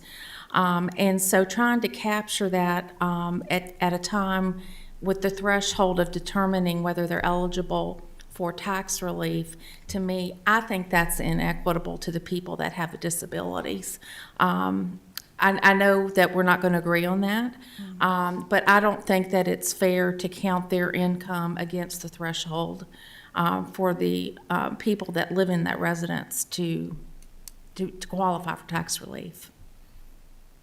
So I just wanted to get on the record about that. Okay. Am I incorrect at all with my thinking of how this is applied? Well, I'm not really 100% sure if I understand your thinking on that. If you have people, it's married people will qualify, so they have to count their income. But you can have two people living together that are not married, and you don't have to count their income. To me, that's inequitable. Okay, I'll just leave it there. Okay. Anyone else? Anyone else got anything? Okay, what's your pleasure? Need a motion?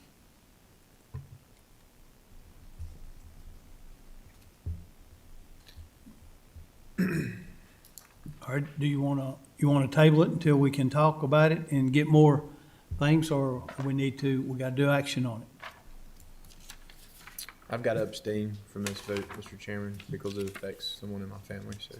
Yes, sir.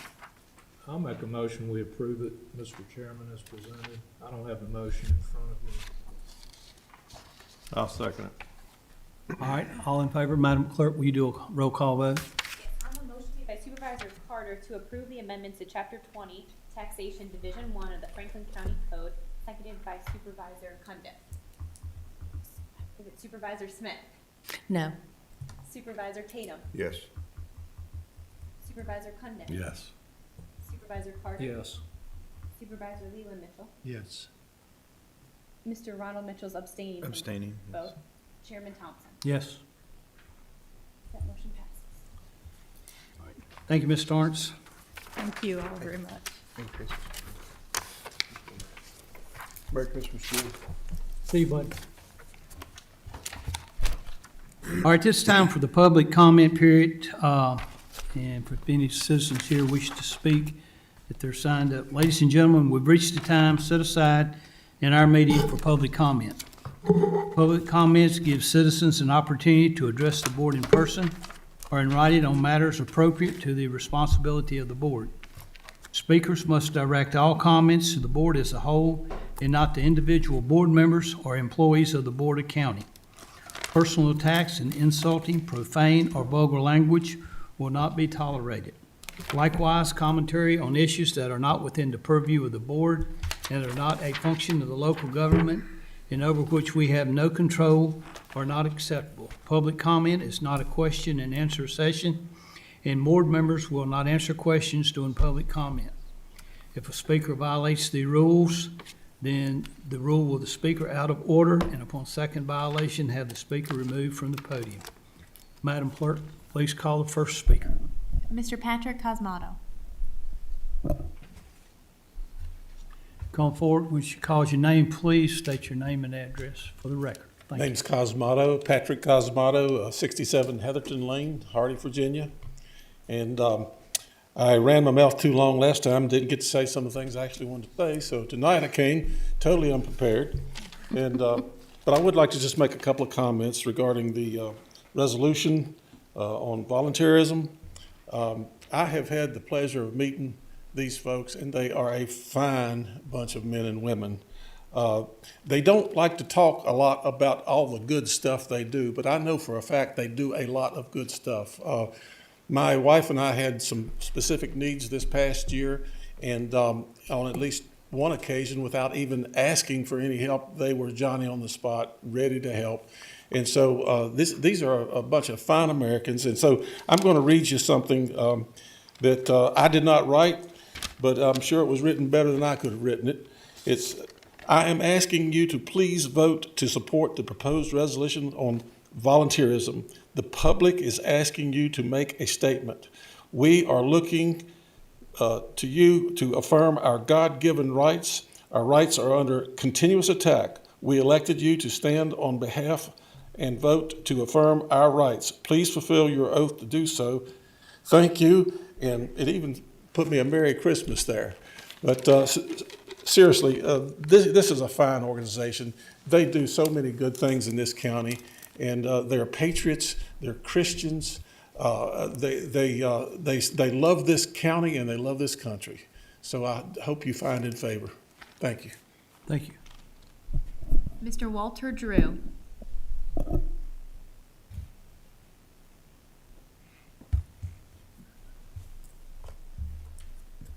Good evening. I'm back again. This evening, my name is Walter Drew. I live at 210 Mountain Avenue, Rocky Mount, Virginia. Tonight I am talking about the unorganized militia and a citizen's duty to be prepared to serve in that. You may have heard at some point in your life that some preacher said, the church doesn't consist of four walls, pretty windows, and a steeple. The church is the people united in their love for Christ and united in the belief of certain doctrinal principles. Well, the county is the same thing. County is not just a landmass bounded by arbitrary borders decided upon by the state and our surrounding counties. Our county is a group of people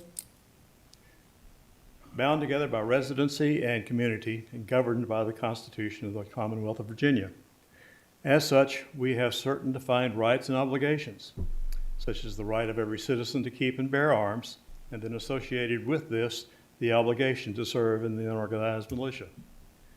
When called upon by the governor, or if the state has failed, the county sheriff, it is the responsibility of every citizen to be prepared to serve. Now, it's unfortunate that the concept of the militia is that it's just a bunch of undisciplined rednecks that run around out in the woods with guns and play army. The reality is that, as with any trained and well-disciplined organization, we seek opportunities to serve and support our fellow citizen. And also, as any military veteran would tell you, for every soldier serving in the field, there are many others serving behind the scenes providing support. All need to be trained to perform and understand their roles. It's the vision of the FCM to provide that training to any who wish to be ready to meet their obligation to Franklin County and the Commonwealth of Virginia. This would include firearms training, safety training, and all other areas of support training. FCM sees many support functions. Countywide communications network that can provide a safety net to the county in times of need. Trained medical teams capable of providing on-site first aid and triage in emergency sites to supplement the first responders. Trained teams able to help with public events, including speaker security, crowd control, and parking. A field kitchen capable of feeding and preparing for food for groups displaced by natural man-made disasters. These are just 4 areas. There are many, many more. In conclusion, the Commonwealth of Virginia clearly says that every citizen should be trained in order to serve the state or the county when called. FCM seeks to fill the current training void and provide training opportunities so that every citizen can meet their constitutional obligation. Thank you for letting me speak tonight. And to all, I wish Merry Christmas and a good evening. Merry Christmas. Merry Christmas. Mr. Jerry Connor.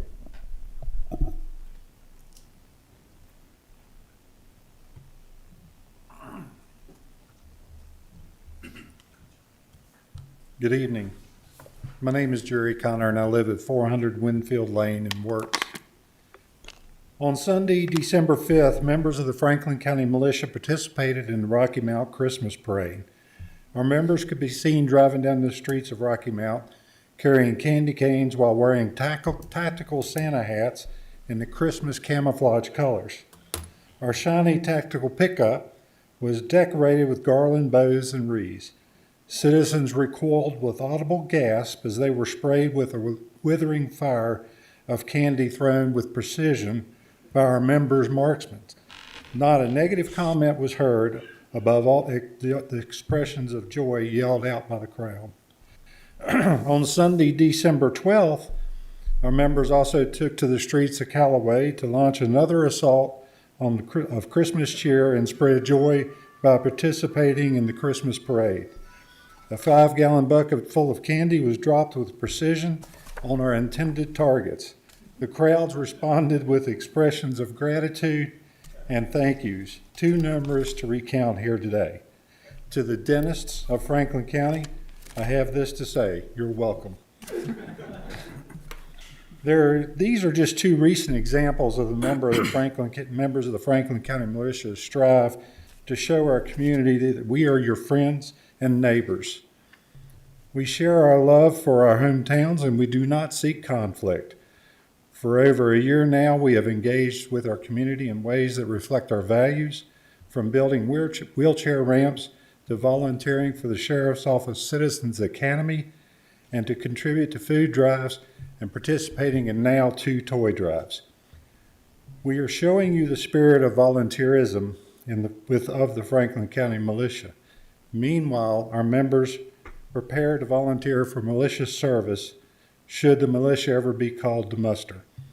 We seek to serve our community while advocating for the preservation of God-given national right by all citizens.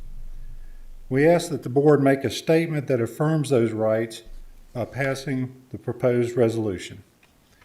Merry Christmas to all, and thank you for allowing me to speak. Merry Christmas. Merry Christmas. Mr. Brian Wood.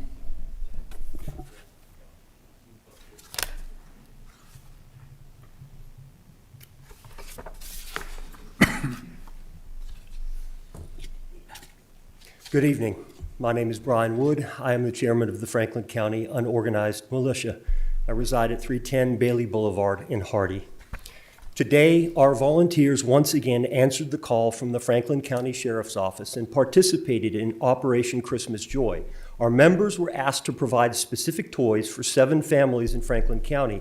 In addition to meeting these requests, 2 truckloads of toys were also delivered to allow the Franklin County Sheriff's Office to bring some small measure of joy to more than 121 children in our community.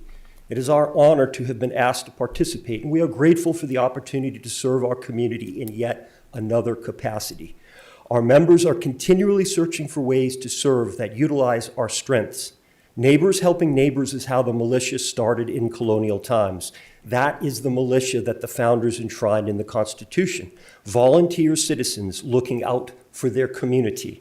In keeping with the spirit of patriotic volunteerism, members of the Franklin County Unorganized Militia held a raffle and made donations for the purpose of expressing our gratitude to the volunteer firefighters and emergency medical service workers for their dedication and service to our community. We would like to give the volunteers a donation of $500 to use how they see fit, perhaps a holiday meal. In the future, we intend to have an annual fundraiser in the springtime to benefit a volunteer fire company and EMS squad. Each year, we will choose a different volunteer company and squad to support.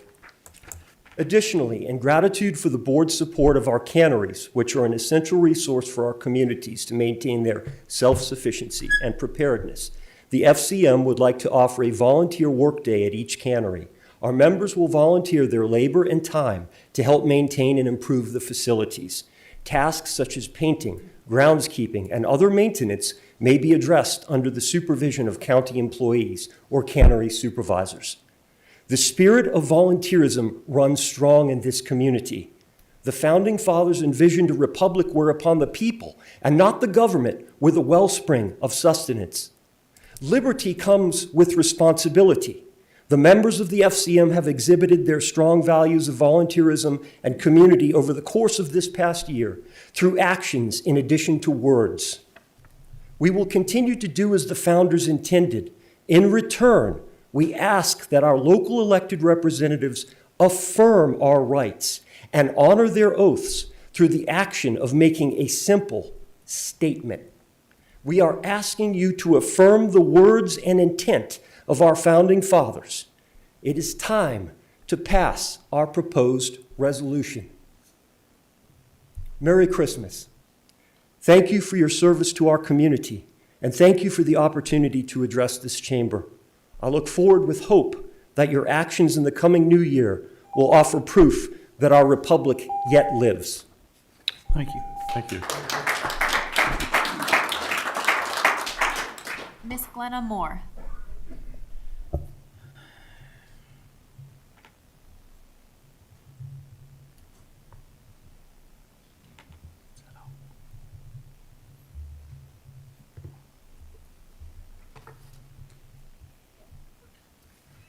Good evening. My name is Glenna Hawkins Moore. I'm a Franklin County resident.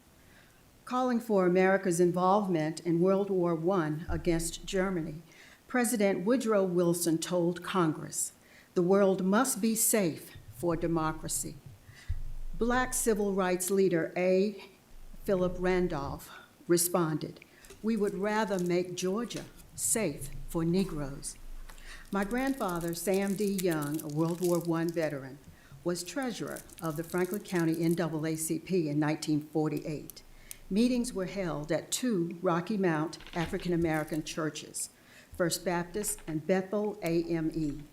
Our grandchildren are 5th generation NAACP members. Last month, I described the harsh treatment endured by Black veterans returning from the Civil War, World War I, and World War II.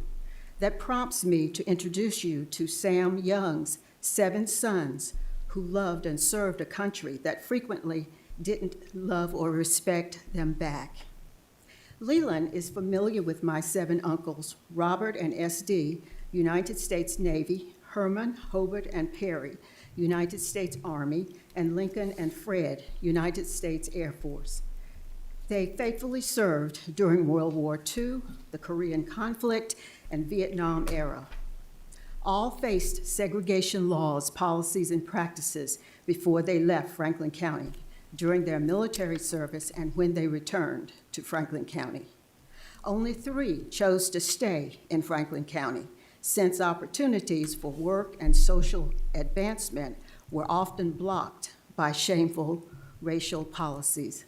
Virginia is a state whose textbooks taught white supremacy when I was a student, with degrading depictions and false narratives of enslaved Africans. The textbooks endorsed separation of the races as God's will, clearly indoctrinating students that white is naturally superior to black. Virginia's Constitution prohibited racially mixed schools, stating, "White and colored children shall not be taught in the same school." I know it irritates some of you to hear the phrase white supremacy. So what is a more acceptable description of a system where people are denied work, services, opportunities, and respect because of their non-white status? The monument on our courthouse lawn celebrating Jubal Early and Confederate units that knowingly fought to expand slavery, a monument that encouraged the new slavery of Jim Crow segregation, should not have a place of prominence on the public square. Confederate graveyard, yes. Courthouse lawn, no. Thank you. And then, is there one additional speaker?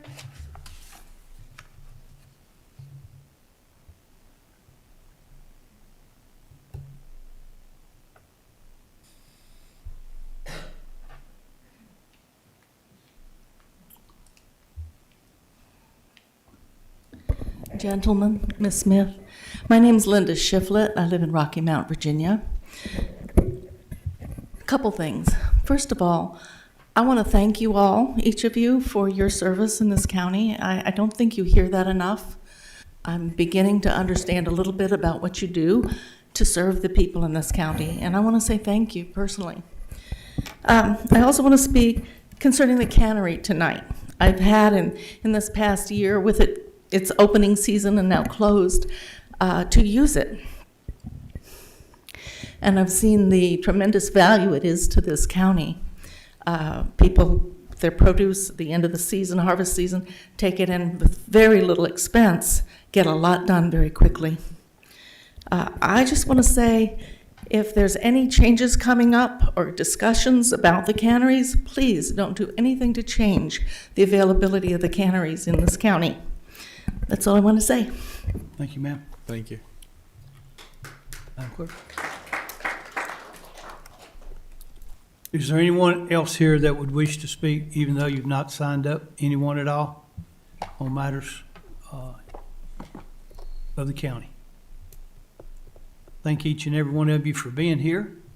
So that will close the public comment section, and we wish each and every one of you from the board Merry Christmas. All right, at the beginning of our meeting, we had some amendments to today's agenda. One has already been taken care of during our lunch break. Mr. Cundy. Yes, sir. I want to give you a little background about what I'm getting ready to ask for, and that's $100,000 for the Pinhook Community Board. A lot of, down in that part of the county, they depend a whole lot on Cool Branch. And one day, I can't tell you which day it was, a gentleman had a heart attack. And just so happened, Cool Branch had no one there to answer the call. I think Snow Creek was gone. I think Glade Hill was gone. So they couldn't come. So I think we had to bring somebody from Westlake to do it. So what I'm surprised about these people are that they took a bull by the horn. They had a fundraiser. They did very well. They bring in roughly a little $200,000 to the table, plus an apparatus, fuel, everything. They're basically going to take care of it themselves. When Cool Branch has no one there to answer the calls, they're going to pay an EMT to take care of them. They have done a tremendous job. I'm proud of them. And I don't know whether Ms. Casada wants to say anything or not, Kim? I think you guys have all the information. If you Okay. have questions, I'm glad to, but no, I think you said it all, and we put it in perspective of what we need. Okay. But like I say, they take a bull by the horn. They really step up to the plate. They're bringing a whole lot to us. Like I said, they even bring the apparatus to us. So I think it's fantastic. So whenever you're ready for a motion, I'll be glad to make it. Any more comment, Ronnie? Got a couple comments. I'm riding Supervisor Cuniff's coattail on this one. I mentioned in last month's meeting, it's a beautiful business plan. For the last month, I've been paying a lot of attention to the calls going out, which I do on every day because I've been a volunteer in this county for 14 years. Cool Branch is answering the calls. I hear them every day. It's either Response 13, Medic 13, or someone will go get the truck, meet the response vehicle on scene. I've even heard our paid captains canceling our career trucks en route to pick up because Cool Branch is picking up the call. So I hear what they're doing. It's working. I think it's a business model that we can model elsewhere in the county. Red Valley and Scruggs are very strong volunteer rescue squads. If they can do it, I think they can do it too. I, for one, am in support of this. It's putting more boots on the ground, answering calls, and public safety is my passion. And the more people we have answering the calls, the better served our citizens are. And like I mentioned last time, Ms. Casada, I know this is going towards salaries and salaries only. As a volunteer in the county, I think the other volunteer agencies have to know this is not going to just general operating. This is going to pay people to answer calls just like public safety does. And with that, that's my comment. So I support Mr. Cuniff on this venture. Anyone else? Mr. Chairman, I'd like to say that I spent a year with Cool Branch Rescue Fire and learned a lot. They do a lot for our county.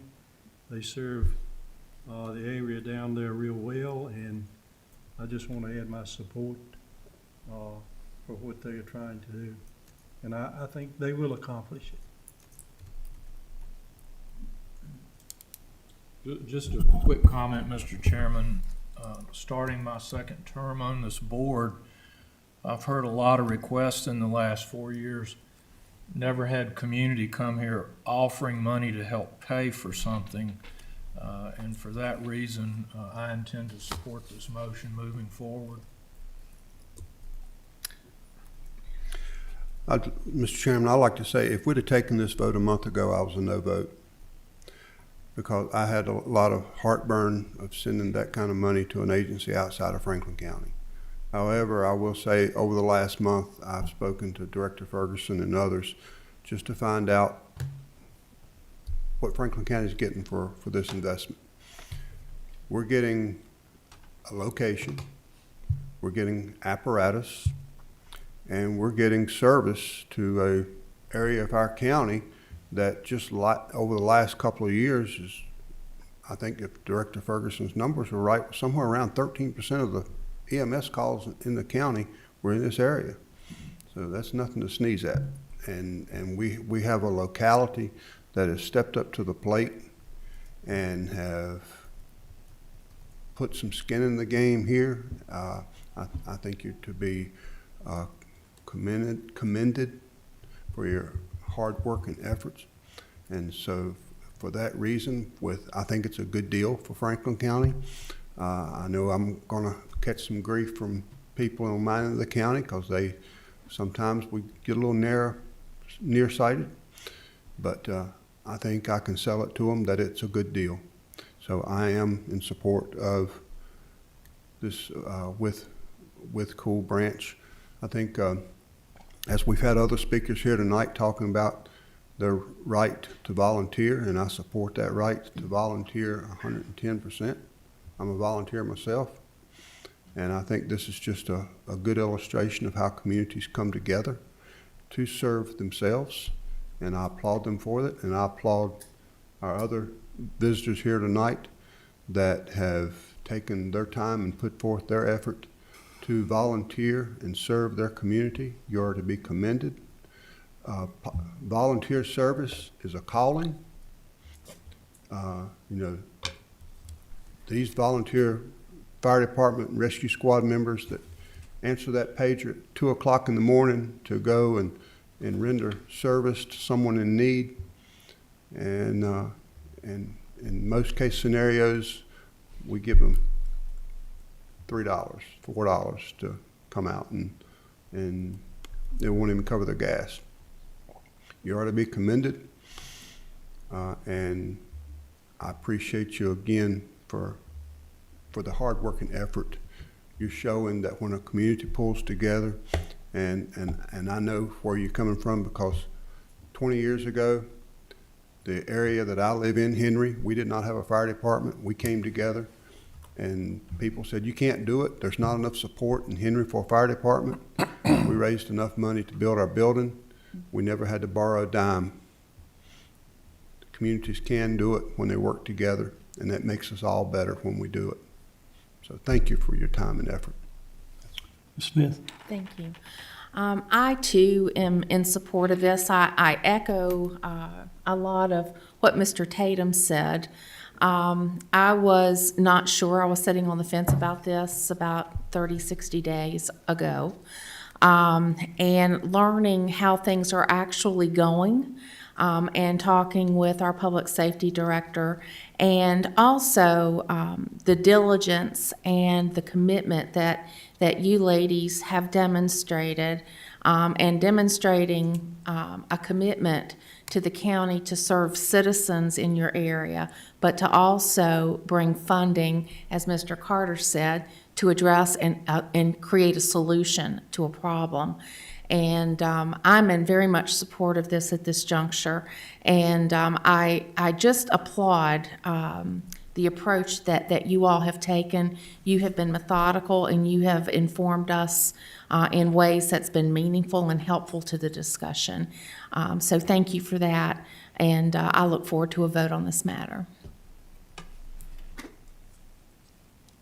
I have been wrestling with this ever since it come up. I don't even have a rescue squad in part of my district. And I am in support of it, because I think the community has come out and has come forward. I am in support of it, but somebody's got to ask the hard question. I'm going to ask Mr. Carter if he'll come forward, Finance Director.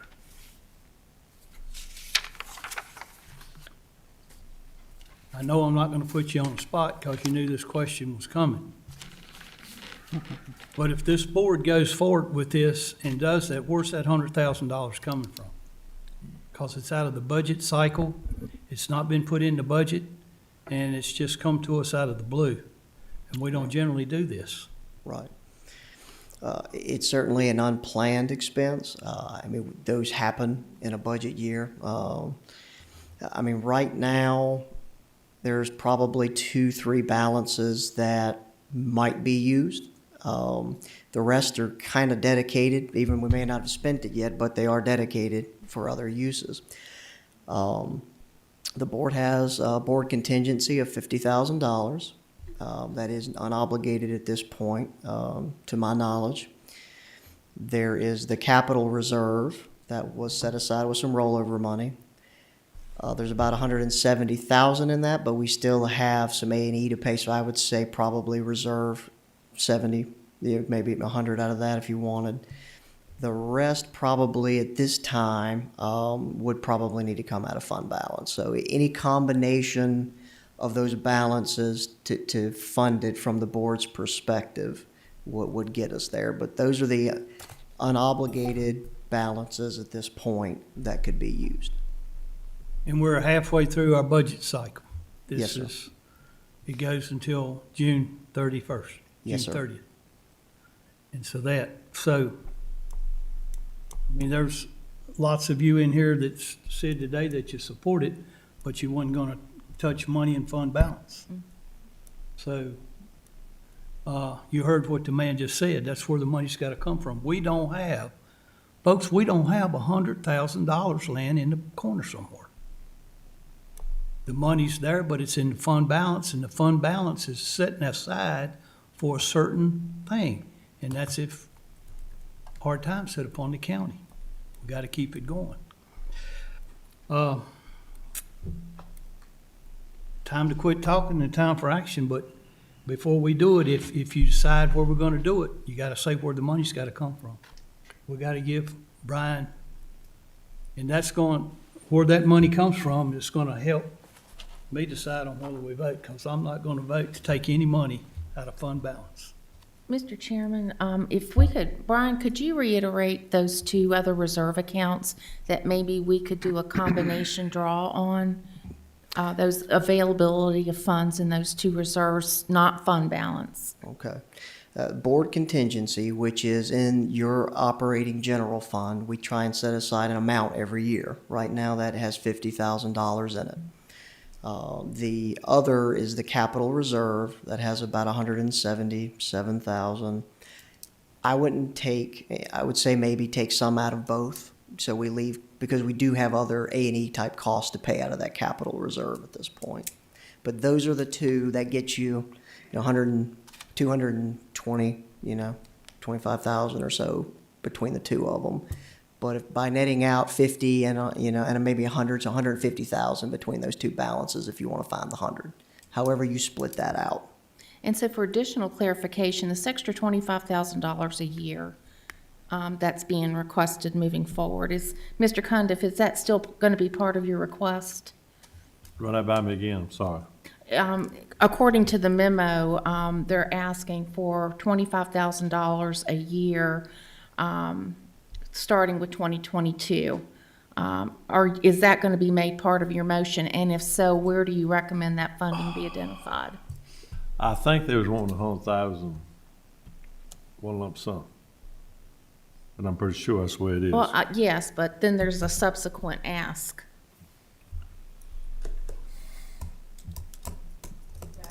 That has not been, the 100,000, we said that there would be a potential on the board to keep this going. We will have a 4-year plan, and after that, we may need at some time additional funds, but that is not something that we want appropriated at this time. We'd like to go to discussion years after, but we will have enough for a 4-year plan with your $100,000. Okay, because the memo doesn't quite say that. I just wanted to clarify that. That is clarification. Thank you, Kim. Thank you.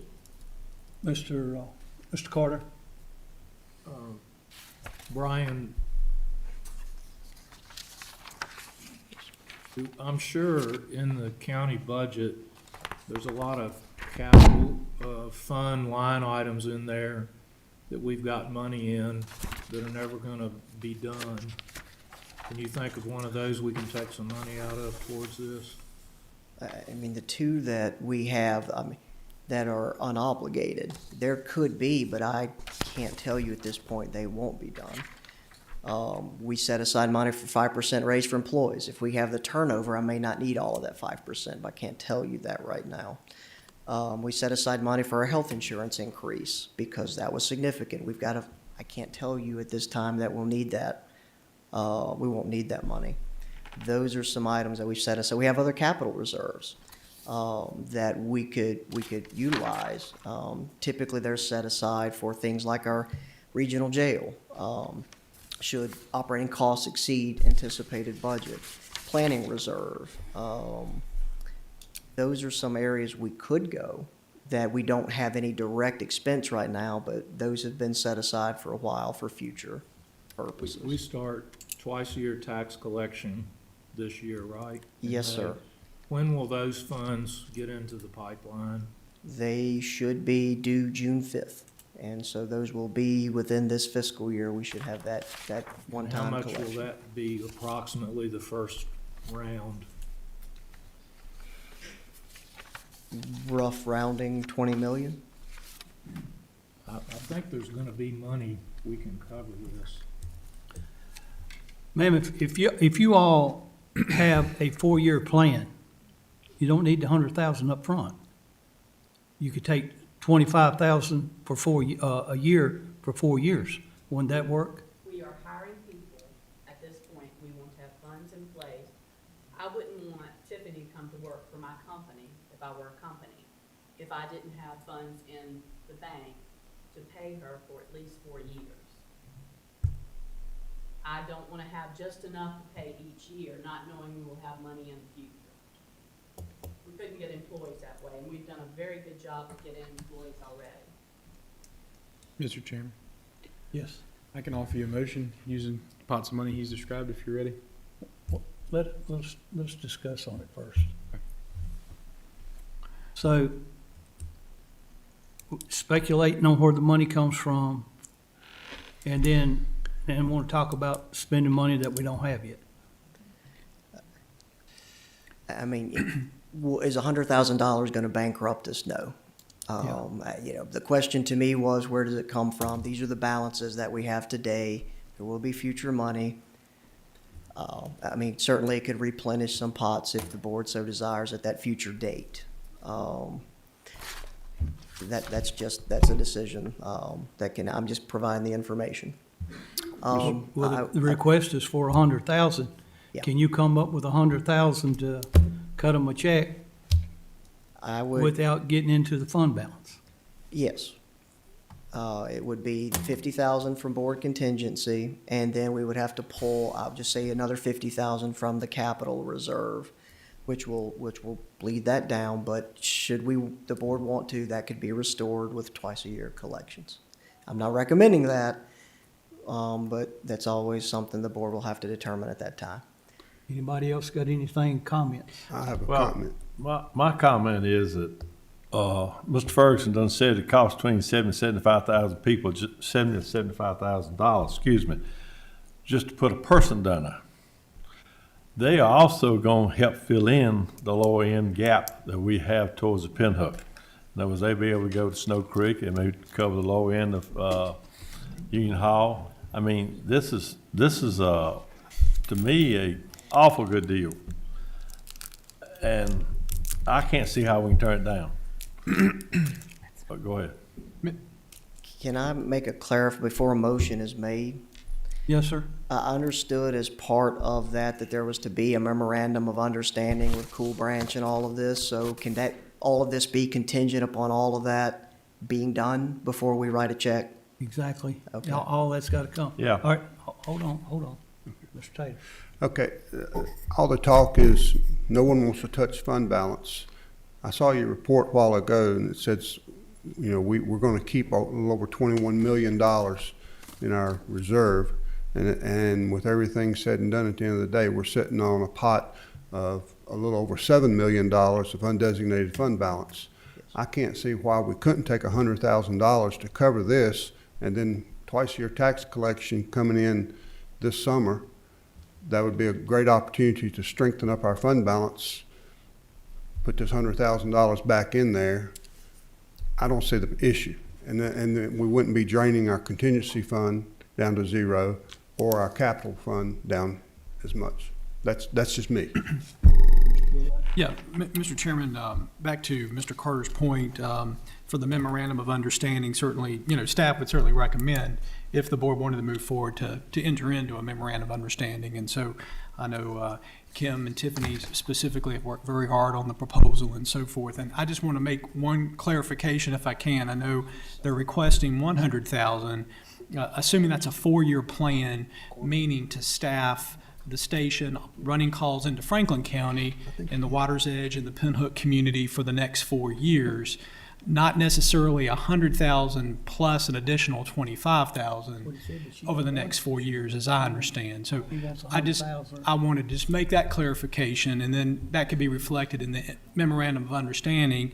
And then in addition, this is just maybe semantics and so forth, because I know you all have worked diligently and have operated service into Franklin County through the years, Water's Edge, Pinhook, and so forth, that if a Franklin County resident, because I do understand they likely will operate, Cool Branch being a Pittsylvania County agency under the medical director of Pittsylvania County, that even that being said, that if a Franklin County resident wanted to be, as an example, transported to Carilion Franklin Memorial or Carilion Roanoke Memorial, that's not necessarily an issue. I assume, Tiffany, you all do that all the time regularly. Yes. Yes, I just want to make sure, clarify that. So again, 100,000, so from 2022 to calendar year 2026, that to provide this additional coverage and staffing, running calls into the Pinhook community, providing that service of Franklin County with your private donations, plus whatever the Board of Supervisors may choose to allocate, but not 100,000 plus 25,000 each year. It's one time 100,000 to sustain that for the next 4 years. Gotcha. Gotcha. Thank you. Right. Mr. Cundiff, I have a suggestion. Huh? I have a suggestion for Mr. Cundiff. $25,000 out of board contingency, 75 out of the capital reserve. Give him 100,000. Let's move on. That's my 2 cents. Any more comments? Mr. Ferguson, will you come forward, please?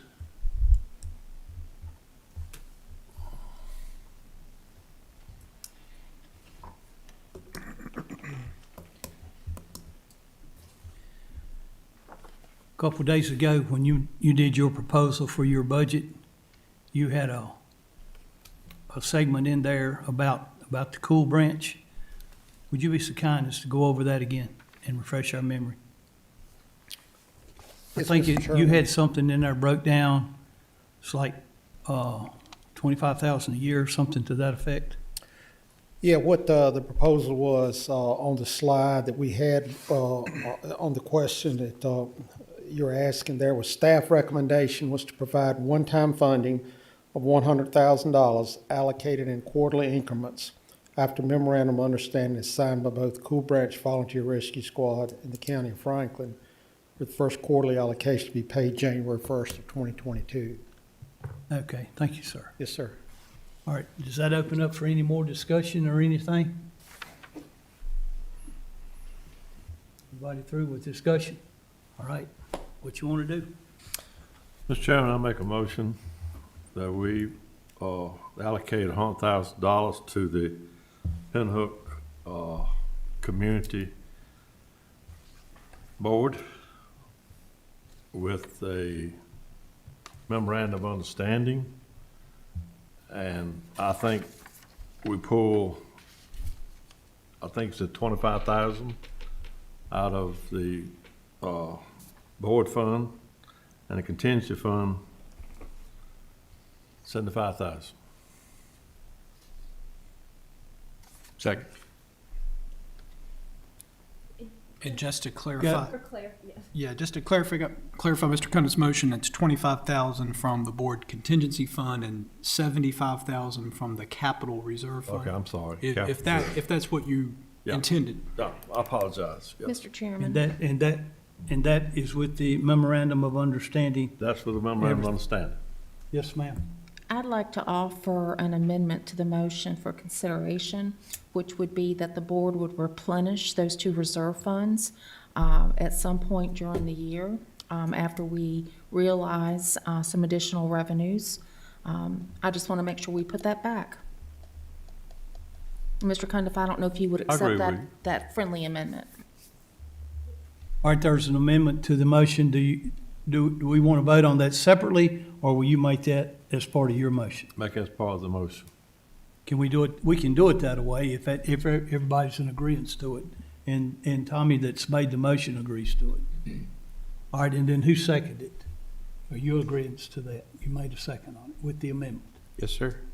Okay. Supervisor Smith, would you like it, within the same fiscal year or next? Yes, during 2022. Yep. Thank you. Madam Clerk, before you take the vote on that, will you please read that motion back? On the motion made by Supervisor Cundiff, to allocate $100,000 to the, and correct me if I'm wrong, Henhook Community Board. Right. Contingent on, an MOU, taking $25,000 out of the board contingency and $75,000 out of the capital reserve, with the note that we will replenish those reserve funds during the fiscal year 2022. Would you like to replenish in one lump sum? Mm-hmm. In one lump sum. And that was seconded by Supervisor Ronnie Mitchell. Sounds good. Okay. You need to do a roll call vote on that, please. Supervisor Tatum. Yes. Supervisor Cundiff. Yes. Supervisor Carter. Yes. Supervisor Leland Mitchell. Yes. Supervisor Ronnie Mitchell. Yes. Supervisor Smith. Yes. Chairman Thompson. Yeah. Right. Other matters by supervisors. Mr. Chairman. Yes, sir. I'll just real brief, and then I'm going to have to take off because I have to go to my regular job.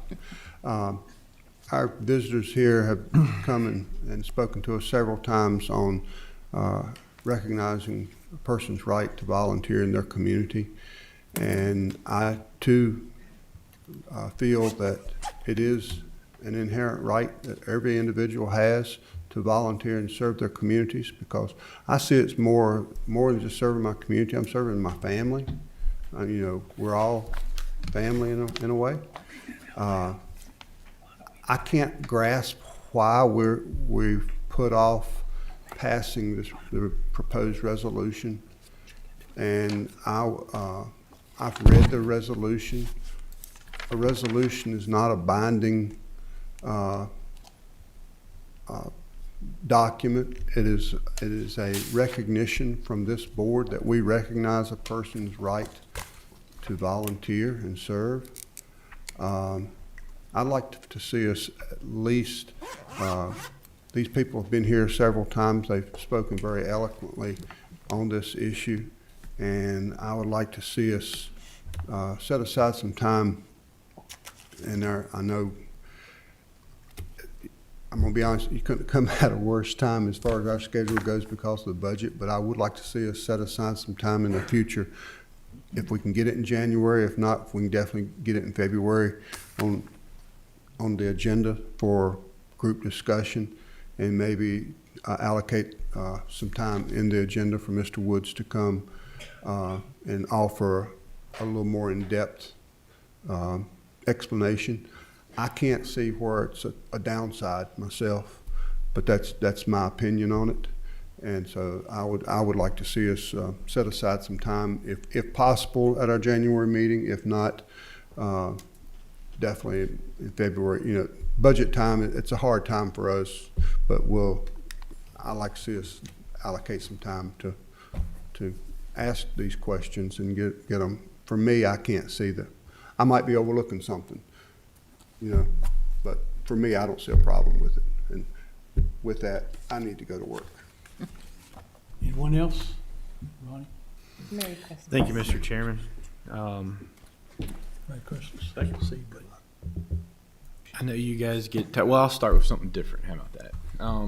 Chris, you got my email about the possible renaming of the bridge in Callaway? Yes, sir. Mr. Angel? Yes, we'll get with Lisa Cooper in the planning department, similar to the other naming of the bridge. We'll get that rolling. We'll reach out to the Cool. citizens. Yeah, just keep me involved because I don't Yes, even sir. know where to start. That's why I copied you on the email. Yes, sir. Be glad to. I know Mr. Angel was well respected Yes. in the Callaway community, and Yes.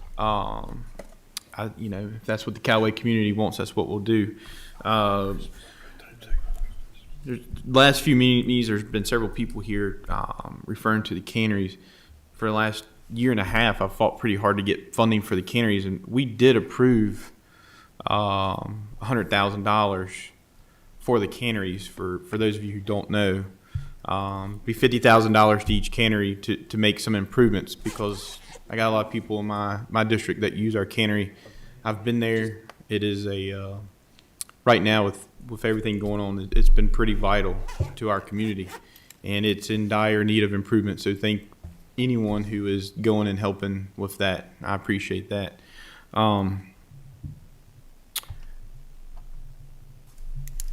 County attorney was poking fun of me. I'm definitely a broken record, but I'm consistent. I want to just give one scenario. We've heard from Director Ferguson about our fire apparatus yesterday. On November 26th, I just want to tell you guys how important it is to give our volunteer firefighters and our paid staff the right tools and equipment for us to be able to do our job. On November 26th, we had a structure fire on Iron Ridge Road. It was more of a chimney fire. First due Boone's Mill, second due Rocky Mount, third due I think was Burnt Chimney. Boone's Mill, Burnt Chimney, both tankers out of service. They're old, need replacing. So they had to go fourth and fifth due, which would have been I think Glade Hill and Callaway to get the appropriate apparatus on scene. And I mention this one more time because as we move forward, there's still a handful of trucks that are 30 years old in this county. I mentioned to Brian earlier, engine 3 is in dire replacement. It's old. It's not safe. And Callaway's tanker is in dire need of replacement as well. So with the twice-year tax collections, I would really like to see staff at least put it before this board to let us have a chance to vote if we really want to try to put a dent in getting caught up on our fire apparatus, because it is absolutely necessary. I think we took care of everything else I had. I'm done, Mr. Chairman. Thank you. Ms. Smith? I don't have anything. Mr. Mitchell? Mr. Carter? I would like to echo some of what Tim said. I too would like to see them on the agenda. I don't really have a problem with that resolution. I think maybe as a board, we need to discuss this a little more moving forward. And is Ms. Shiflett, is she still here or she left? She just walked out. She's right there. No, that's all right. I was just going to tell her we appropriated. There she is. Can you hear me, Ms. Shiflett? We appropriated money for the canneries, and we also just got a $25,000 grant. So we have no intention of doing anything to the canneries other than keeping them going. You're welcome. Merry Christmas. That's all I had, Mr. Chairman. Mr. Cundy? Mr. Chairman, I would like to thank everybody's help on this Cool Branch thing. I really, really appreciate it. I think, like I said, it's going to actually be a Christmas present to the lower end of the county. What we're doing, they accomplished something we couldn't do. We tried our best all year last year to get Pennsylvania County to step up. We never could get an agreement. And I just praise and thank them so much for what y'all have accomplished and done with my wholeheartedness. And besides that, I want to wish y'all a Merry Christmas, everybody. Thank you. All right. Anything else? This board stands recessed until January the 3rd at 3 o'clock for its organizational meeting and a budget work session. I'd like to wish everybody a Merry Christmas and a Happy New Year. Oh, good. I think